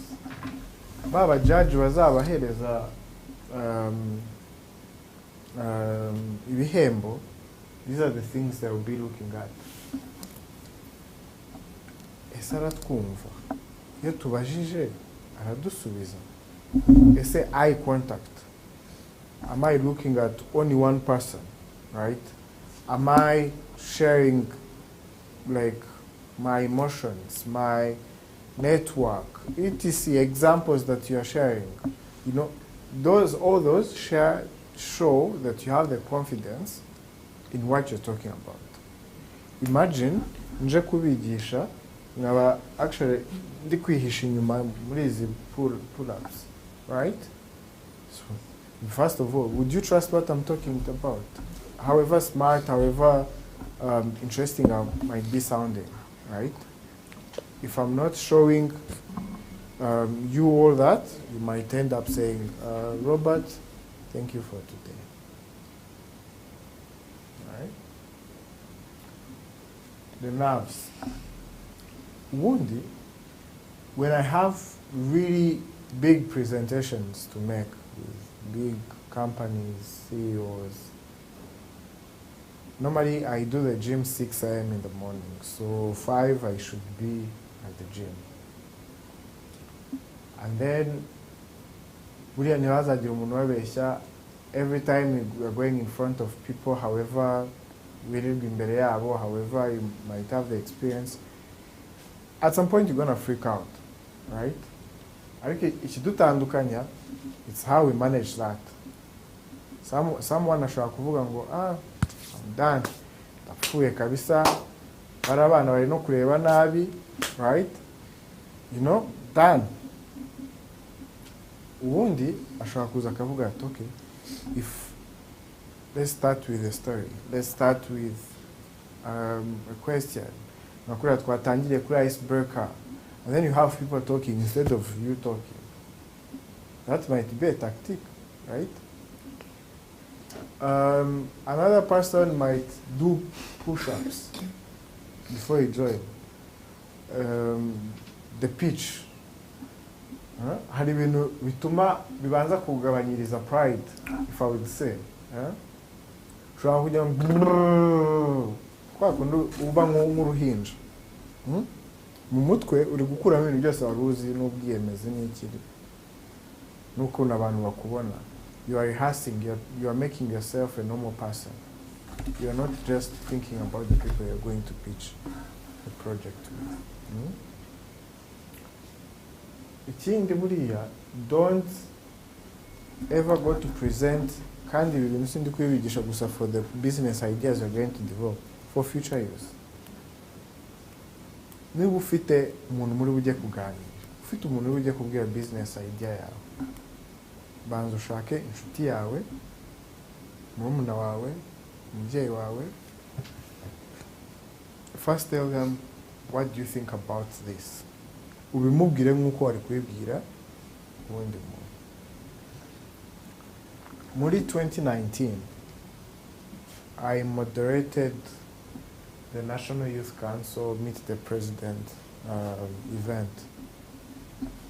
Yabereye ku Ntare. It was the final day, hahandi muribuka ukuntu bajya babihuza n'inama y'igihugu y'umushyikirano. Then you be the MC. I rehearsed that time 3 days. 3 days. Sometimes ngajya muri washroom. Nkabisubiramo ibintu byose ndi buvuge. Nkabisubiramo. You know why? First of all, that's a national platform. You don't want to mess up. You're addressing the president and the young people. You don't have to mess up. Right? The only way ushobora kwikuramo ubwo bwoba ni uko biriya bintu uri buvuge inshuro 500 mu kirahure wireba mbere yo kujya kubivuga imbere y'abantu miliyoni zingahe zikurikiye umushyikirano online n'abari aho ngaho in person n'abari muri convention center.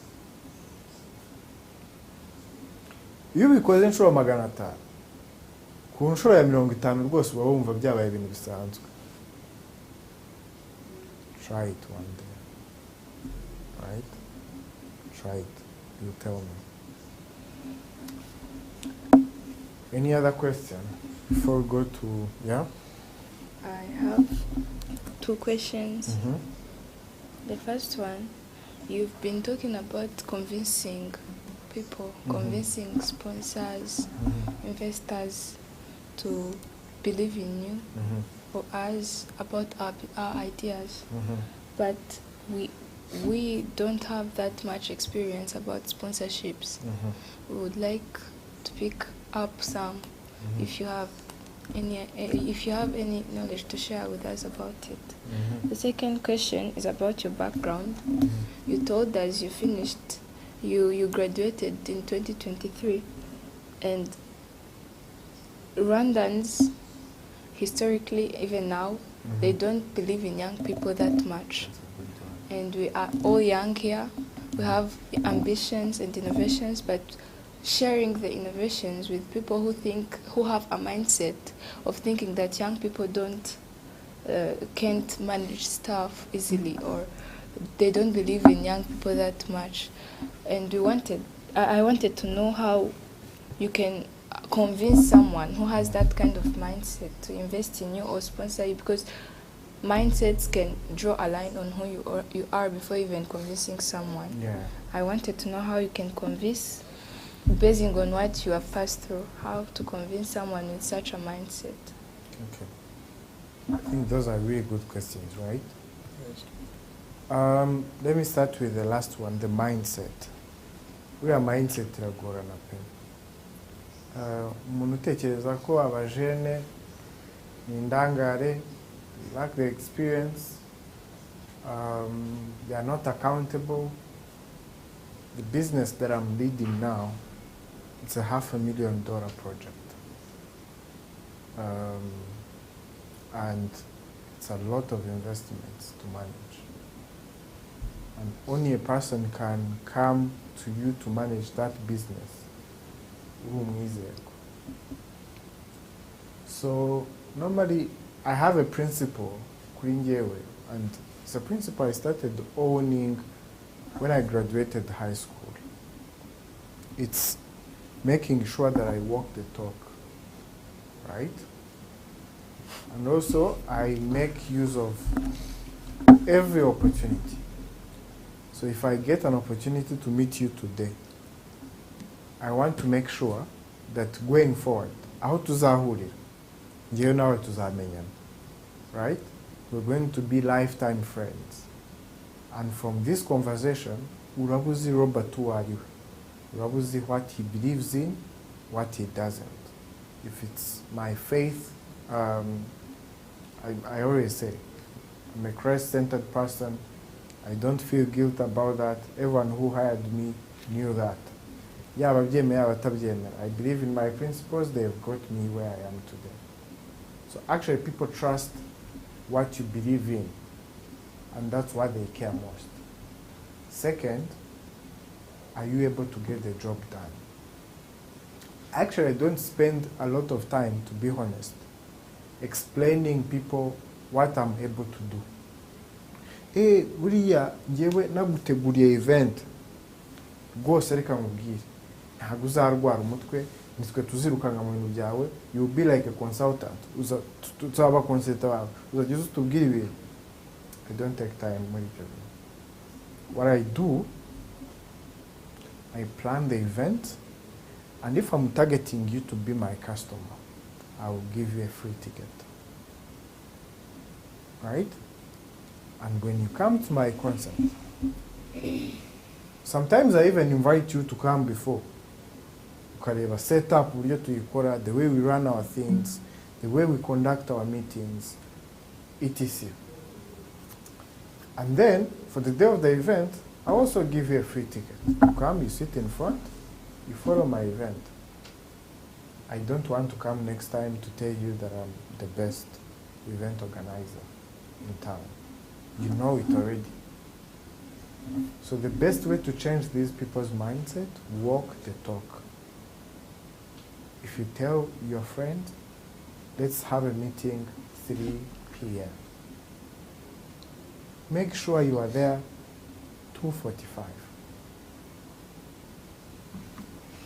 Have a conversation with them. Even before you start. Uziko ugabushyira muri abanyeshuri.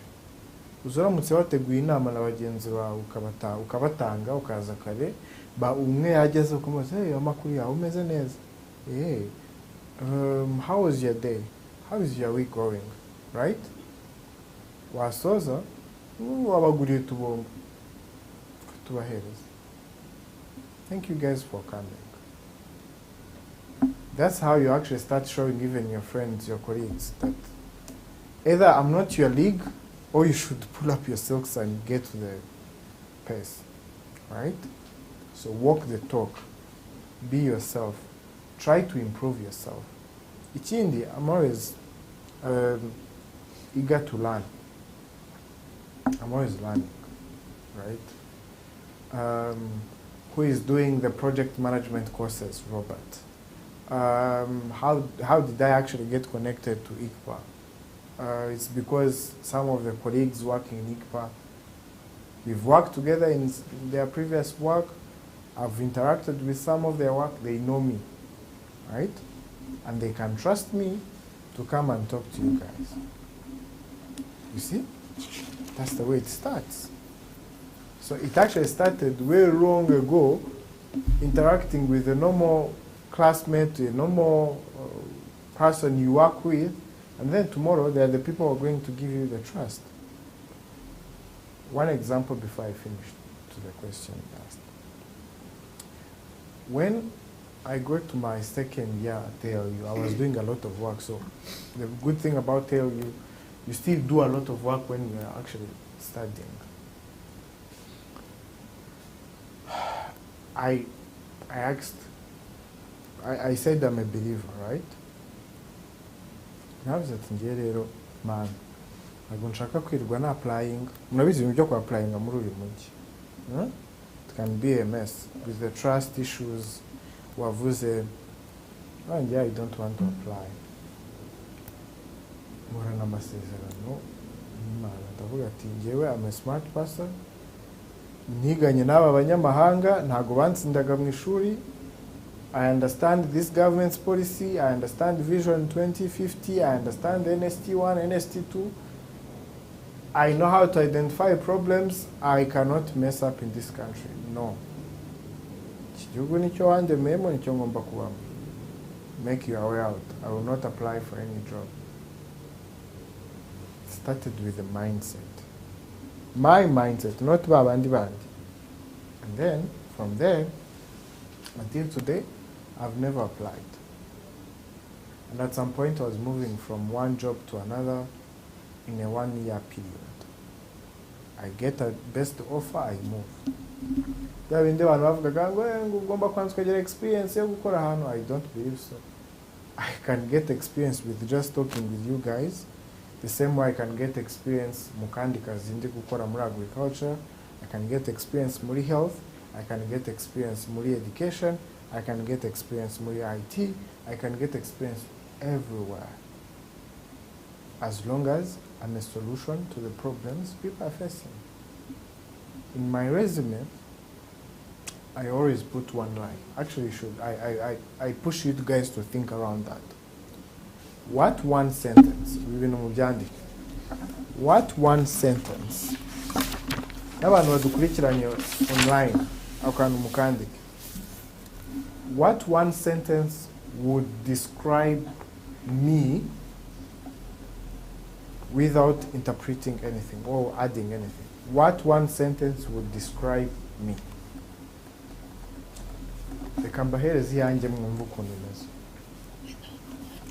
Robert is a dynamic young person who turns projects, ideas into solutions, projects.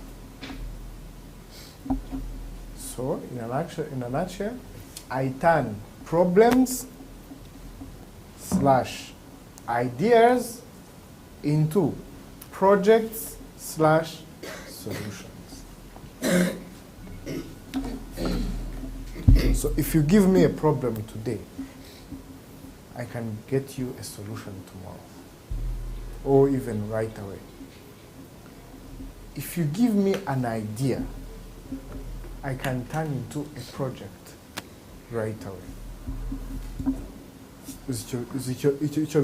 Your sentence yonyine nicyo yankoreye every time I'm talking to a person and then they tell me, oh, Robert, I have an idea. Njyewe ntabwo ndekera kuri idea gusa. You have a very good idea. Let's turn into a project.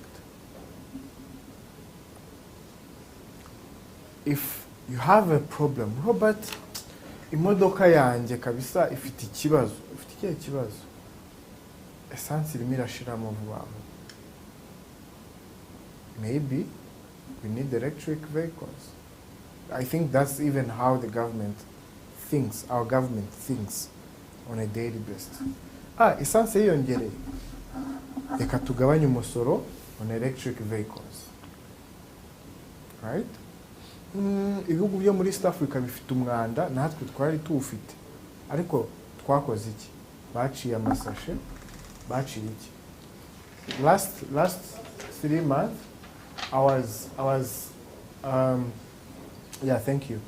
I was in Guinea Conakry. Last 2-3 months, I was in Guinea Conakry. The only difference yabiriya bigo yabiriya bihugu n'icyacu usanga ari few margins about mindset. Bafite abantu bafite imbaraga, bafite amafaranga, bafite ibirombe, bafite a lot of huge land that we don't have. But on our side, the difference is the mindset. Right? The difference is the mindset. So I want you, before we conclude, actually to think about that line that is going to guide you for the rest of your life. Describe you for the rest of your life. Today, ishobora kutabiri done, but I'll give you my number. Work on it, refine it. Numara kumva yabaye nziza, send it to me. We'll refine it together. Right? Because once you have it, it's going to guide you for the rest of your life. Right? I think that's pretty much about it. Give me a second. So there are some of the mistakes. I will need one of you to read this, the mistakes that cost you marks when you're pitching, and then we see. Read this on our behalf. The solution first. Mistakes that cost marks. Solution first. Wongerejwe. The idea arrives before the problem, so nobody knows who it is for. Numbers with no source. Prices and costs that trace back to nothing you can show. The everybody market. Market of all Rwandans with no first customer named. Leading the slides. 5 minutes spent leading words the judges can already see. Okay. The camera hand. Muribuka, how many times did I read these slides? Few. I just read, know where we are, the topic, and then to get a story. Are we learning? Yes, we are. Right? So nawe nuba uri gupitchinga shaka ukuntu ibintu uri kuvuga ugomba kubizi mu mutwe, right? Wabifashe so that you can flow. Kuko nujya gusoma ukajya no kubwira abantu minota 5 bashobora kuguhereza cyangwa 10 iragufata. We used to present projects with my colleagues in 5 minutes, and we were 5 people in a group to a company. And kwebwe babaga bishyuye ikigo kugira ngo dukore solutions. So umuntu wishyuye amafaranga ntago mugomba kumufunikira. You need to provide viable solutions. Right? But all that biva kuba wayihasinze byandi twavuze. Ikindi, the everyday market, the everybody market. Byandi twavuze kare, don't think you're solving the problem ibibazo by'igihugu cyose. Oya, get one niche. Uzuko ushobora kuvuga ngo iyi design y'ano mazi y'inyange ntabwo ari nziza. I want to do another design. And you do a prototype, right? Get one issue. Ushobora kuvuga ati uyu mufundikizo njye niwo nshaka guproducing, focus on that. Gutera ipasi, ushobora kuvuga ati njyewe nzajya nera ipasi y'amapantaro gusa, amashati hari iyindi kampani izayatera. You are identifying a niche. Buriya umuntu uzarebe companies zikomeye ku isi umumenyera kuri brand imwe, ntabwo ajya ku diversifying. Niya diversifying abishyiramo abandi bantu ariko uba umuzi ku kintu kimwe, right? Look for I know my sportswear brands. They are mainly in sportswears. So if you find Adidas, ntabwo uzamushakira muri luxurious clothes na za Louis Vuitton n'abandi, right? He's in sports. Jersey, inkweto, football, mipira, you know, they have identified their market to be in sports. Nawe nujya muri agriculture, mention agriculture, uvuga ngo ndajya muri post harvest handling cyangwa ndajya guhinga, nabwo kandi igihinga hinga kimwe cyangwa bibiri, identify your niche. Bijya mu bintu byose, right? Niba uvuga ngo urashaka shop mu Nzovu Mall, Inzovu Mall, banza umenye ngo Inzovu Mall ishaka iki, irashaka kuba brand yihe, right? Ushobora gusanga imyenda bashaka mu Nzovu Mall ari imyenda ya za Louis Vuitton, ari imyenda ya za Adidas, amashop yabo. Wowe ushobora gusanga the niche ushobora gukora ari ukugenda ugakora na partnership na Louis Vuitton or Adidas to come and do the shop, to be their vendor hano mu Rwanda, right? Cyangwa ugasanga wewe ukundira kwirira inkoko KFC iri Kimironko, and then you want to do another shop yabo mu Nzovu Mall, right? So you need to have a niche. I know you are not solving all Rwandans, right? Problem. The idea arrives before the problem, so nobody knows who is it for. Nujya gutanga igisubizo cyawe, witangira uvuga ngo ngiye nakoze imodoka ikoresha amashanyarazi, no? So what? Start with the problem. Essence mu myaka 10 ishize imaze kwikuba inshuro 10, right?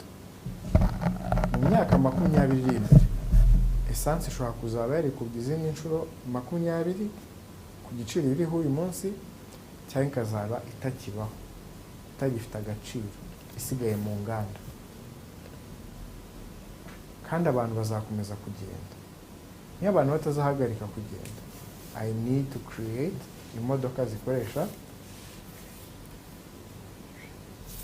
That's a solution, right? Yeah.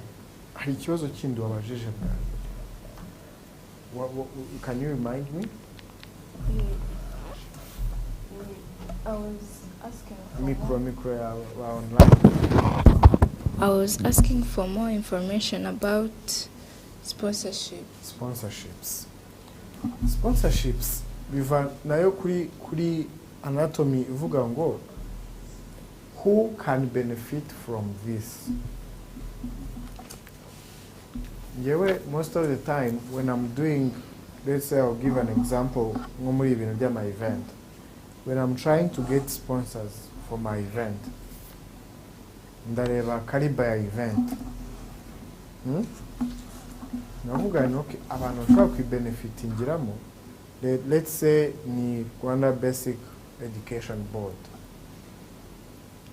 Rwanda Basic Education Board ifite abanyeshuri bari muri vacances, ifite abanyeshuri ifite hano yigisha.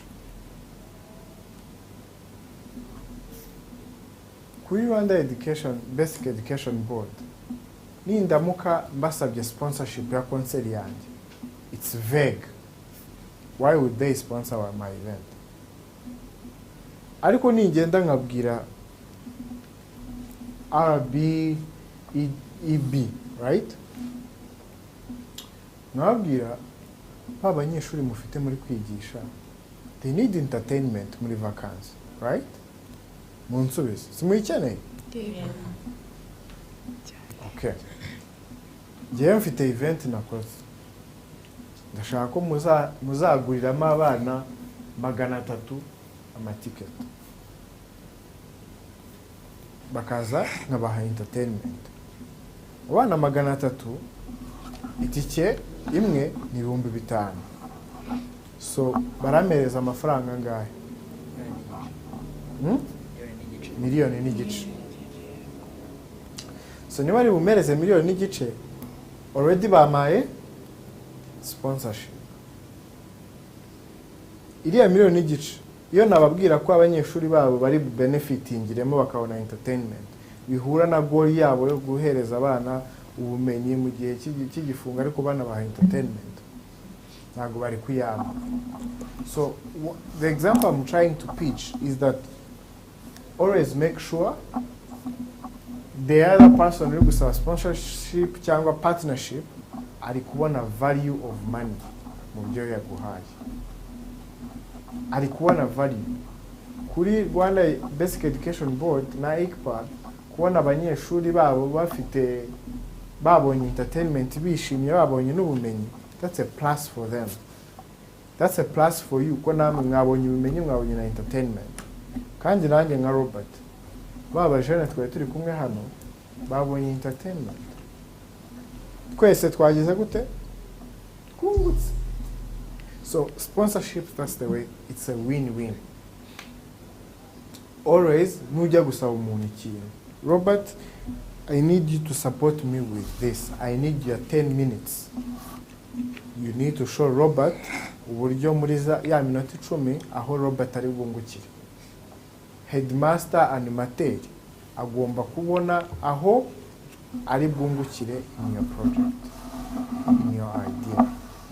Sibyo? Ndagusubije? Okay. I think we are on your future, shaping Rwanda's next generation of financially empowered leaders and innovation. That was one of the sub-themes by I believe today, after this conversation, you now understand how you can solve the problem in your community, the thought process, ugomba kwibandaho, the most important aspects, right? I want to go through some of the questions abantu bari online babajije. So hari uwabajije ngo, what is the difference between an innovative idea and a viable business opportunity? Birahura na cya kibazo nari maze kuvuga. Ya sentence yanjye. Turning ideas into projects and turning problems into solutions.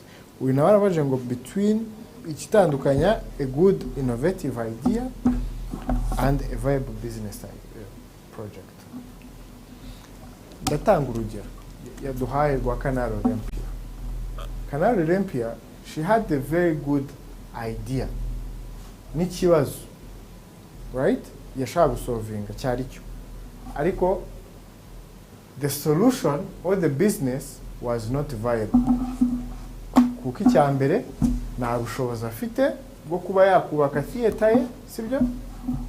Na experience afite yo kuba yabikora. So already it's shaky.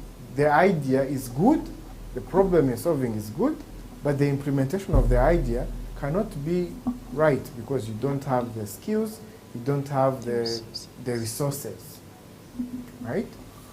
So igihe cyose uzagira igitekerezo udafite ubushobozi directly and the skills to implement the idea and the people to support that environment, that project sometimes is not viable. And that's not the only answer to it. ushobora gusanga project ushaka gukora muri icyo gihugu it's only made to be owned by the government, right? Or you don't qualify for the regulations. Reka nguhereze urugero. Ushobora gutekereza umushinga, give me an idea, umushinga uri outrageous, ugoye kuba implemented. Let's say wabonye ikirombe,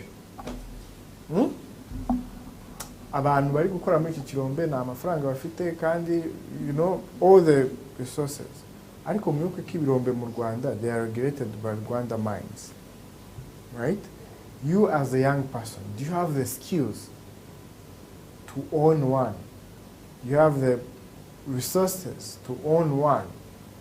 Do you know the process, ibyangombwa bigutwara kugira ngo usolve cya kibazo cy'abantu mu birombe badafite amafaranga cyangwa badafite etc. So first of all you need to know umushinga nshaka gukora, is it implementable muri surrounding ufite. Reka dusubire ku ishuri, umushinga w'ipasi uri doable, right? Yes. Ariko ushobora kubyuka mu gitondo ukavuga ngo ngewe ndasha abanyeshuri ngenzi gutwara imodoka, and then ndashaka kwigisha abanyeshuri hano gutwara imodoka. That's a good idea, kuko ubundi byakagombye kuba byiza ko umunyeshuri arangiza segonderi azi gutwara imodoka. Ariko mu kigo mwigamo iyo section irahari.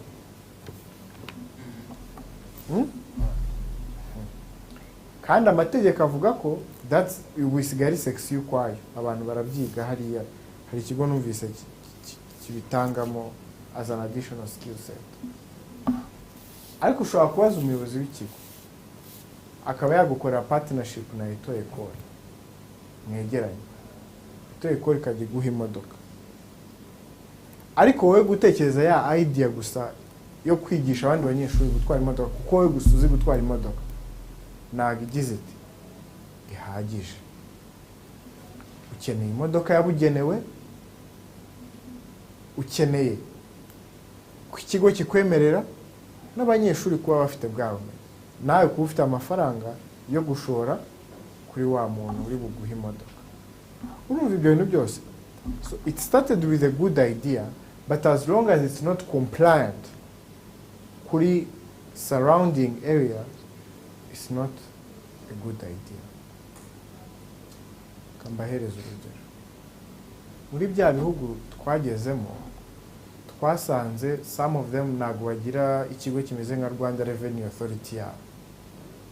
Umusoro utangwa n'umuntu ubishaka, utabishaka arabireka. You get? And the country is running. Barabikeneye ariko ntibazi ko babikeneye.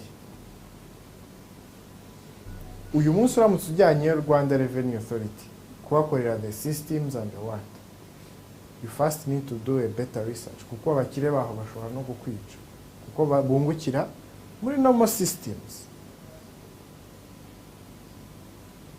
So you can have a good idea, but as long as the surroundings, all the resources, the skill set zitabikwemerera, it's not a viable solution yet. Right? Iki cyari ikibazo kimwe mu cyo babajije. Ikindi kibazo, how can one create a prototype in order to test his or her idea? Muri buka example natanze kuri kwipasi no kogosha. Twavuze ngo niba ushaka kogosha abanyeshuri bagenzi bawe, first of all ugomba kuba ufite the skills, right?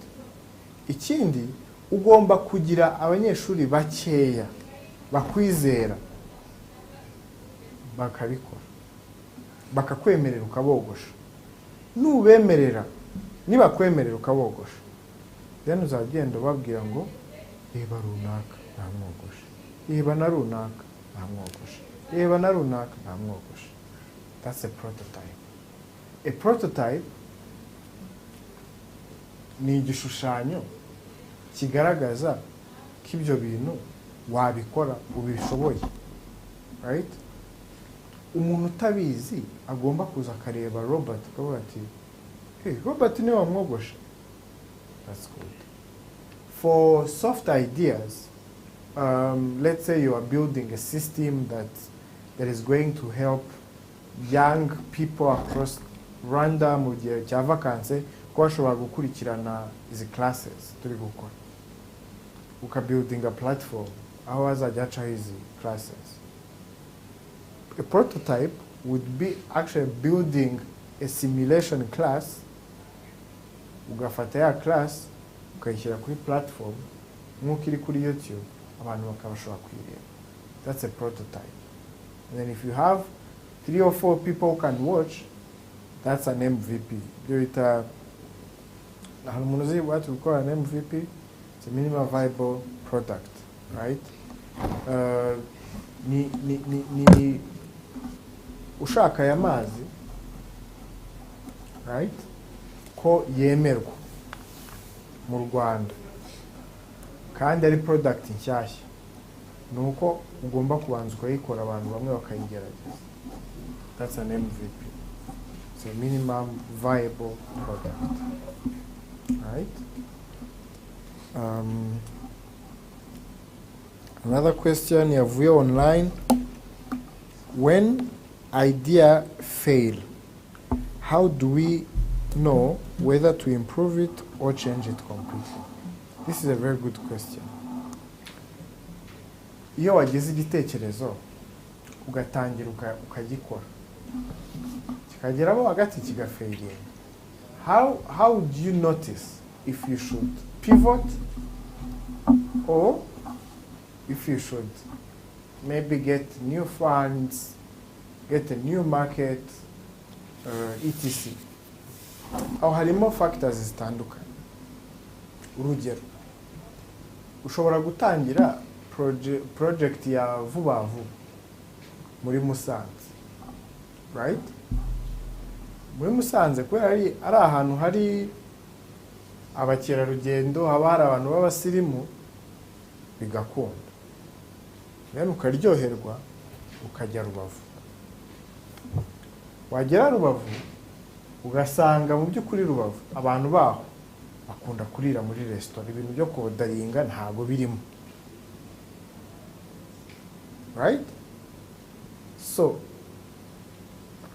wowe ukavuga ati let me push, let me see. The first actually way to identify umuntu watoje ikibazo online ko your business is struggling when you're not breaking even in your first 3-4 years of your business. Failing to break even, then the business is in danger. That's in terms of counting the numbers. Ariko numara muri bukaya break even point naberetse yo nimo ya kabiri, hari uburyo abantu bakira feedback. Niba ugeze muri Rubavu ugasanga bakunda kurira muri restaurant, so no one is going to trust vuba vuba, right? Ikindi nusanga abantu birubavu bikundira kwitekera ibiryo byabo mu rugo badafite ubunebwe mu guteka, that means ibintu byo kodaringa ibiryo muri restaurant urahiye vuba vuba, because vuba vuba the product yabo is delivery of different equipments, food, etc. So the first way to know it is the culture. Is the culture going to change? Reka tubisubize ku ishuri. Ku ishuri niba ukoze sabune, ya sabune ukwezi kwa mbere igakoreshwa n'abanyeshuri 200, ukwezi kwa kabiri bakabijana, ukwa gatatu bakaba 50, ukwa kane numva biri bugenda bite. Don't wait yuko kwa kane kwa kugera. Ask ko wakoresheje isabune mu kwezi kwa mbere kuki utagaruka kwifata mu kwa kabiri. Uwo muntu azakubwira ariko isabune yawe irimo iracuye imyenda yacu, ariko isabune yawe yatangiye ihumura, ubu ngubu imyenda ahubwo iranuka. Cyangwa akakubwira ati twatangiye igura 500 none igeze kuri ku gihumbi. Ayo mafaranga ku munyeshuri, I would rather get an alternative hanze y'isabune y'ijana. You're getting the right feedback.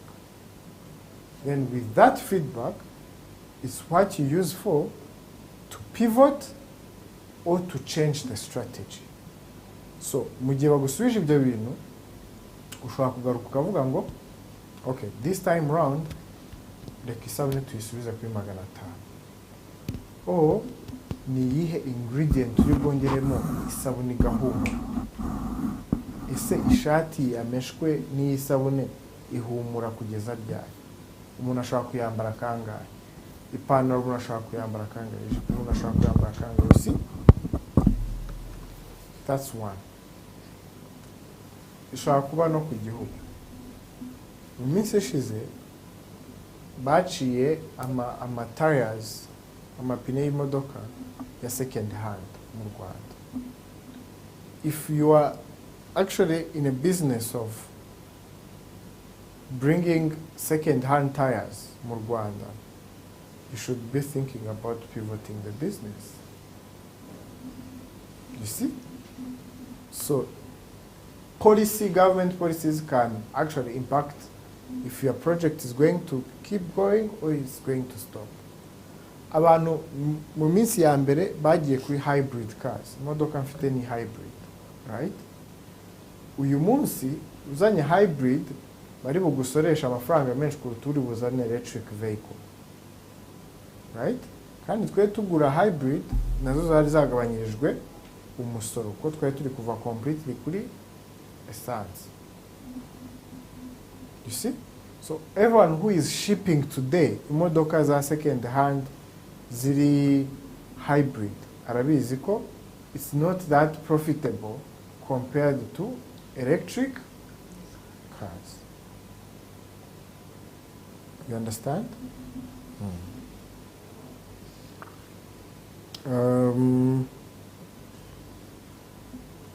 Kibazo cya gatatu, when an idea fair, nicyo tumaze gusubiza. Cya kane, when presenting innovation, how can we balance the problem, the solution, the customers, numbers, plan, delivery, so that the idea becomes convincing to the judges?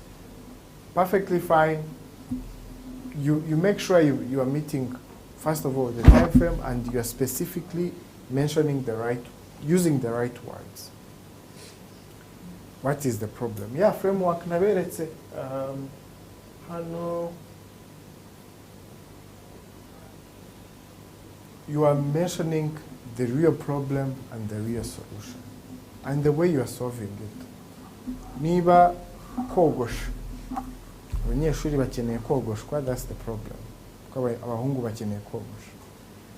Wogosha kangahe mu kwezi? 2 times.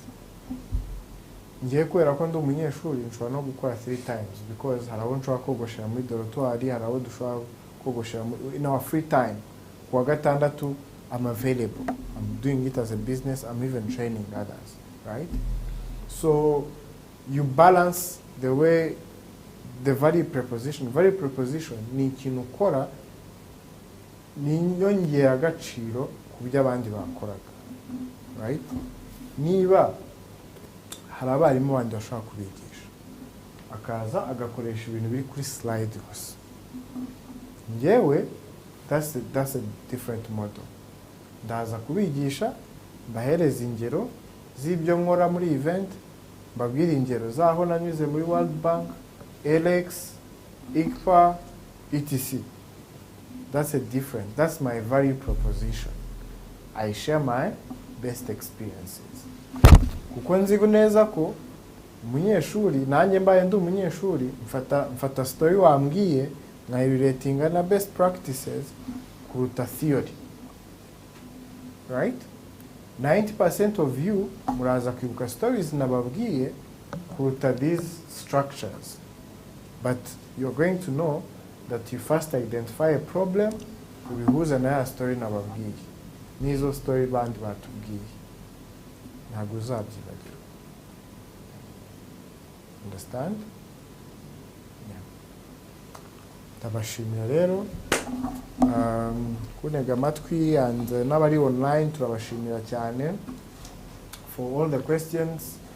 Keep them coming. I can share my contacts, but hano abari hano, please feel free to ask final questions before we wrap up. We still have so Sasita, right? Yeah, we still have a few minutes. Yeah. Any questions? Oh, I'm going to give you 2 minutes, right? In your groups, you write at least 3 to 5 things, like the key takeaways from this session, right? If you would meet a person after this session, what would you tell them that you've learned from this session? And then that will be our last activity. Niba hari ufite ikibazo yakibaza, but that's our last activity. All right? Yes. You write it down, and then I'll give you time to share what you've learned. So the time starts now.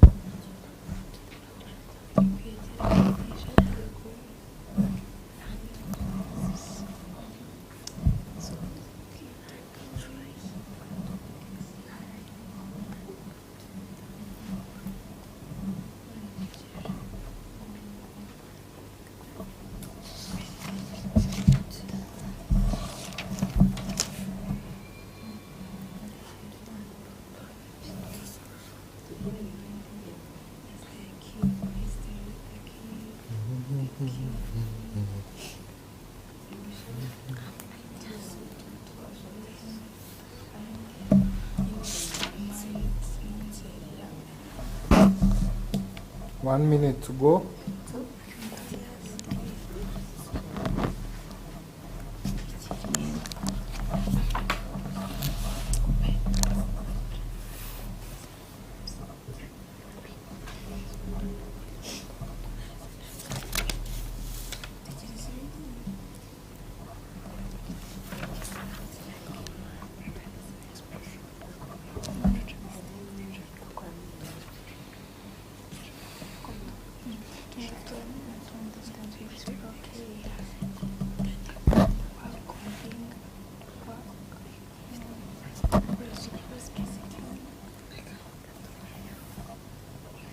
Do you still need another minute or what? Okay.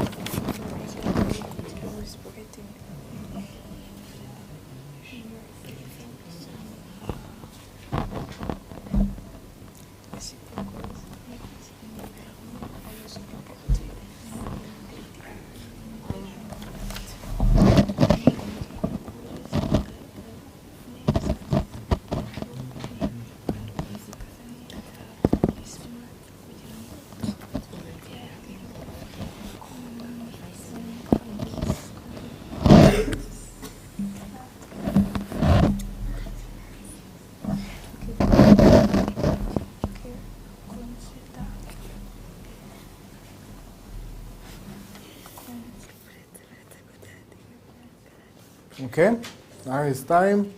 Ni bande basoje bari buduheraho. Abantu bari online, namwe mushobora kutwandikira key takeaways in the chat box, and then we can we'll be able to see them after the session. And thank you so much for joining us. We really appreciate your time. You ready? No. Great. Reka nabandi musoze kugira ngo twumve iby'abandi nabo bagiye biga. Gukopera ni icyaha. Sibyo? Aha. So. Mikoro kandi uvuge cyane kugira na online bumve.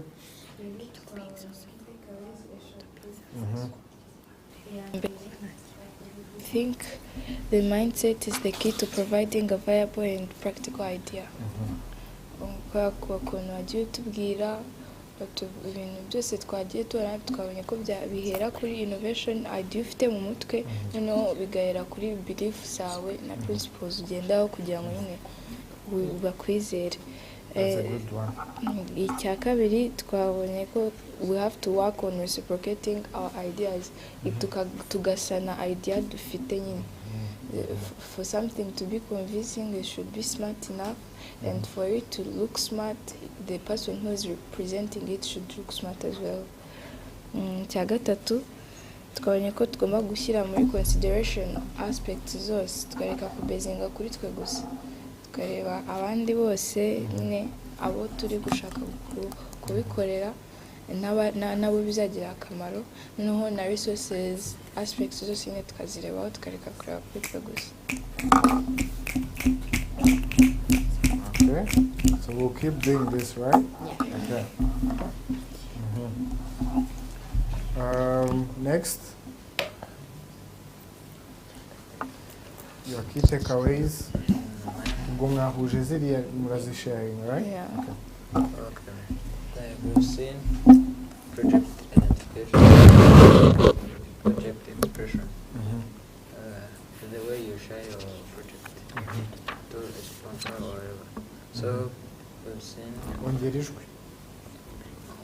we've seen how to identify the problem, like the way we should research, and identify the problem, later come up with the solutions.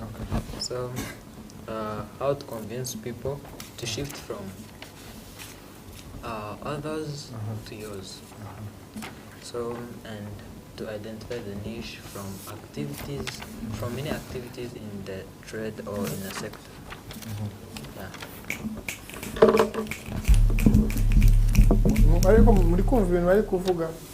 So the beauty of sharing these insights and key takeaways, muraza kubyumva.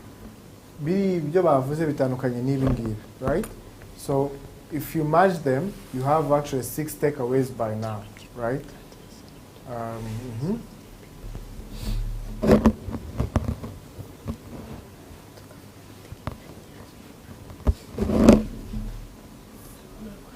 Ongera ijwi.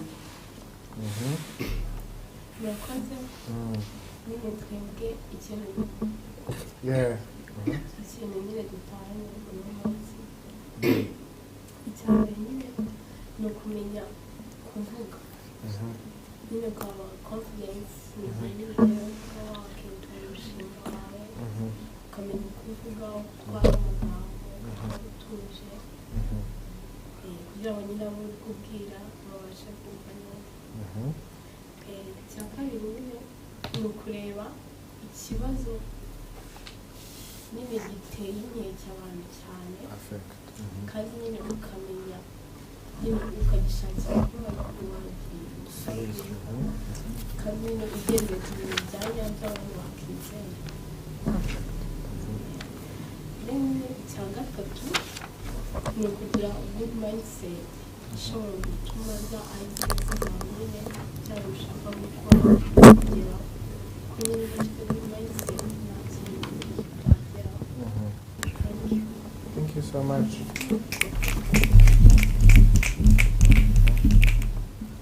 Next.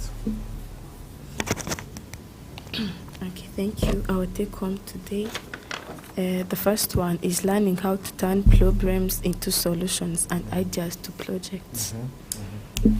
The second is like confidence can be a key to access opportunities. Like believing in yourself can make even others believe in you. Then the last one is like keep learning, taking ideas from others, not believing that only you can make it, but seeing what others did to. Okay,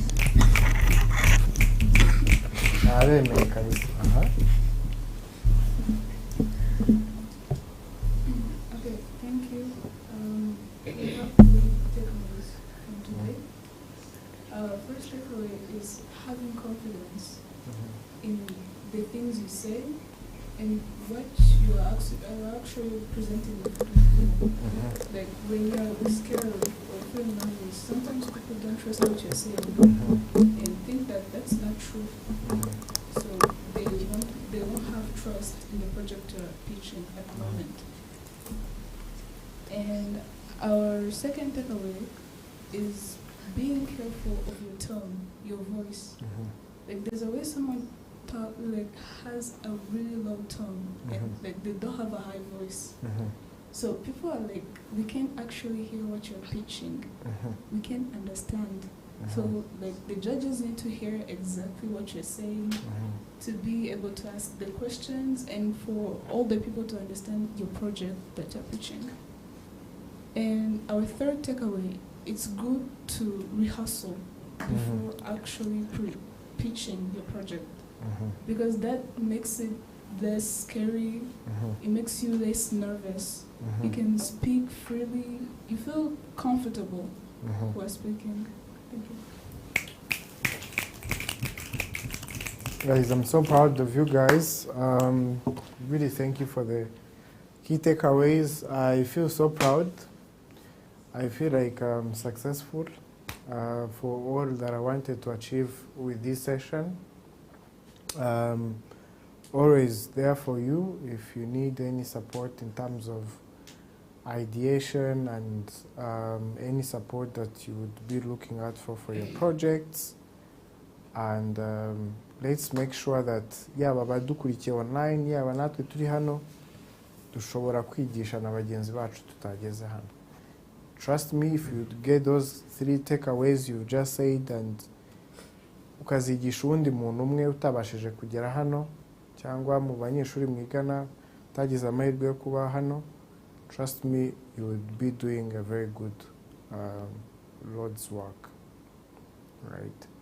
We live in a very adaptive and fast, actually a very rapid community yihuta in terms of development, in terms of changes, and the lucky ones are those ones that are going to be agile, flexible to change, learn, and quick to implement what you learned. So I really beg you guys to put into practice small. Start with in your home. Maybe you want yuko bakugurira ikintu. Start implementing some of these measurements. Be confident. Rehearse what you're going to tell them before. Know them. What do they like? Ushobora papa wawe akunda ko umuvugisha abyutse cyangwa mbere yuko aryama, you know. Mama wawe, something. Know your people, right? And know when to ask them. Ngewe nzi abana ababyeyi babo nta kintu bajya babima. Reason being baza ababyeyi babo. Yarakaye nta kintu bashobora kumusaba. Yishimye ashobora no kumubwira ati imodoka n'imodoka yakayigwa atazi ibyo. That's knowing the people. Know your headmasters. Know your animatrice n'abandi, right? Sometimes the challenges we face in our communities, it's our lack of taking the responsibility to know our friends. Start knowing the friends you sit with in class. Ese iyo yababaye abameze gute? Iyo yishimye ameze ate? Ese iyo yababaye abakeneye ngiye ko mufasha iki? Right? How do I become a safe space for my friends, for my family, for my community members? Ku buryo umuntu nahura n'ikibazo avuga ati ariko I need to go to Robert. I need to talk to him. He will not judge me. Actually, he will be supportive, right? And that begins with you. You portray yourself like that, you see yourself like that, and you walk around like that.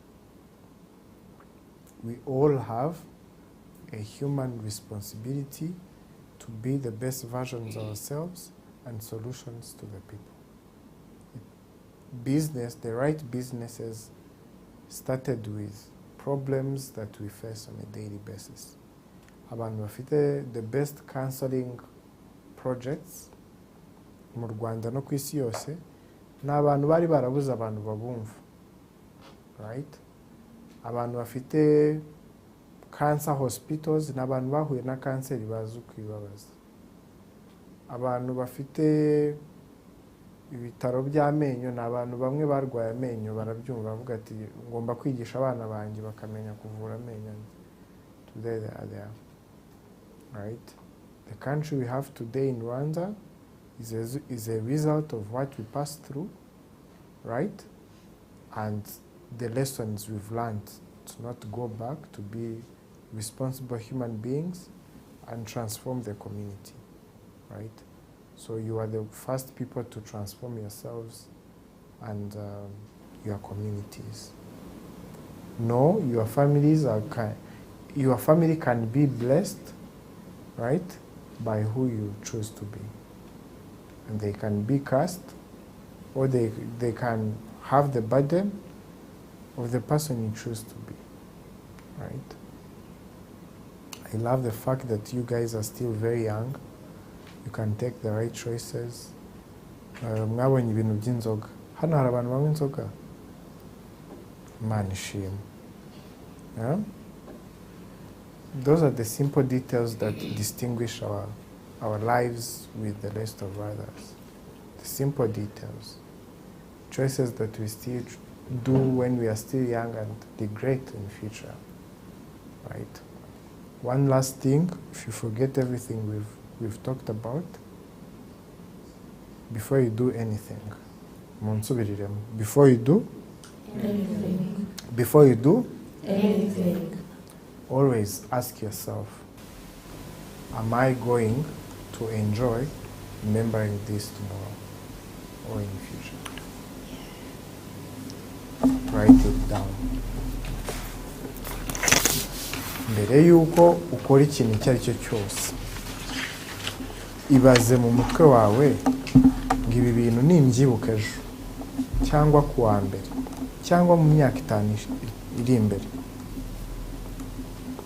nzishima ko nabikoze. And before you do that, take the decision to do it or not.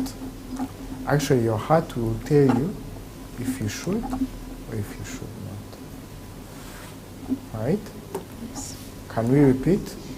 Yeah. Before We do anything.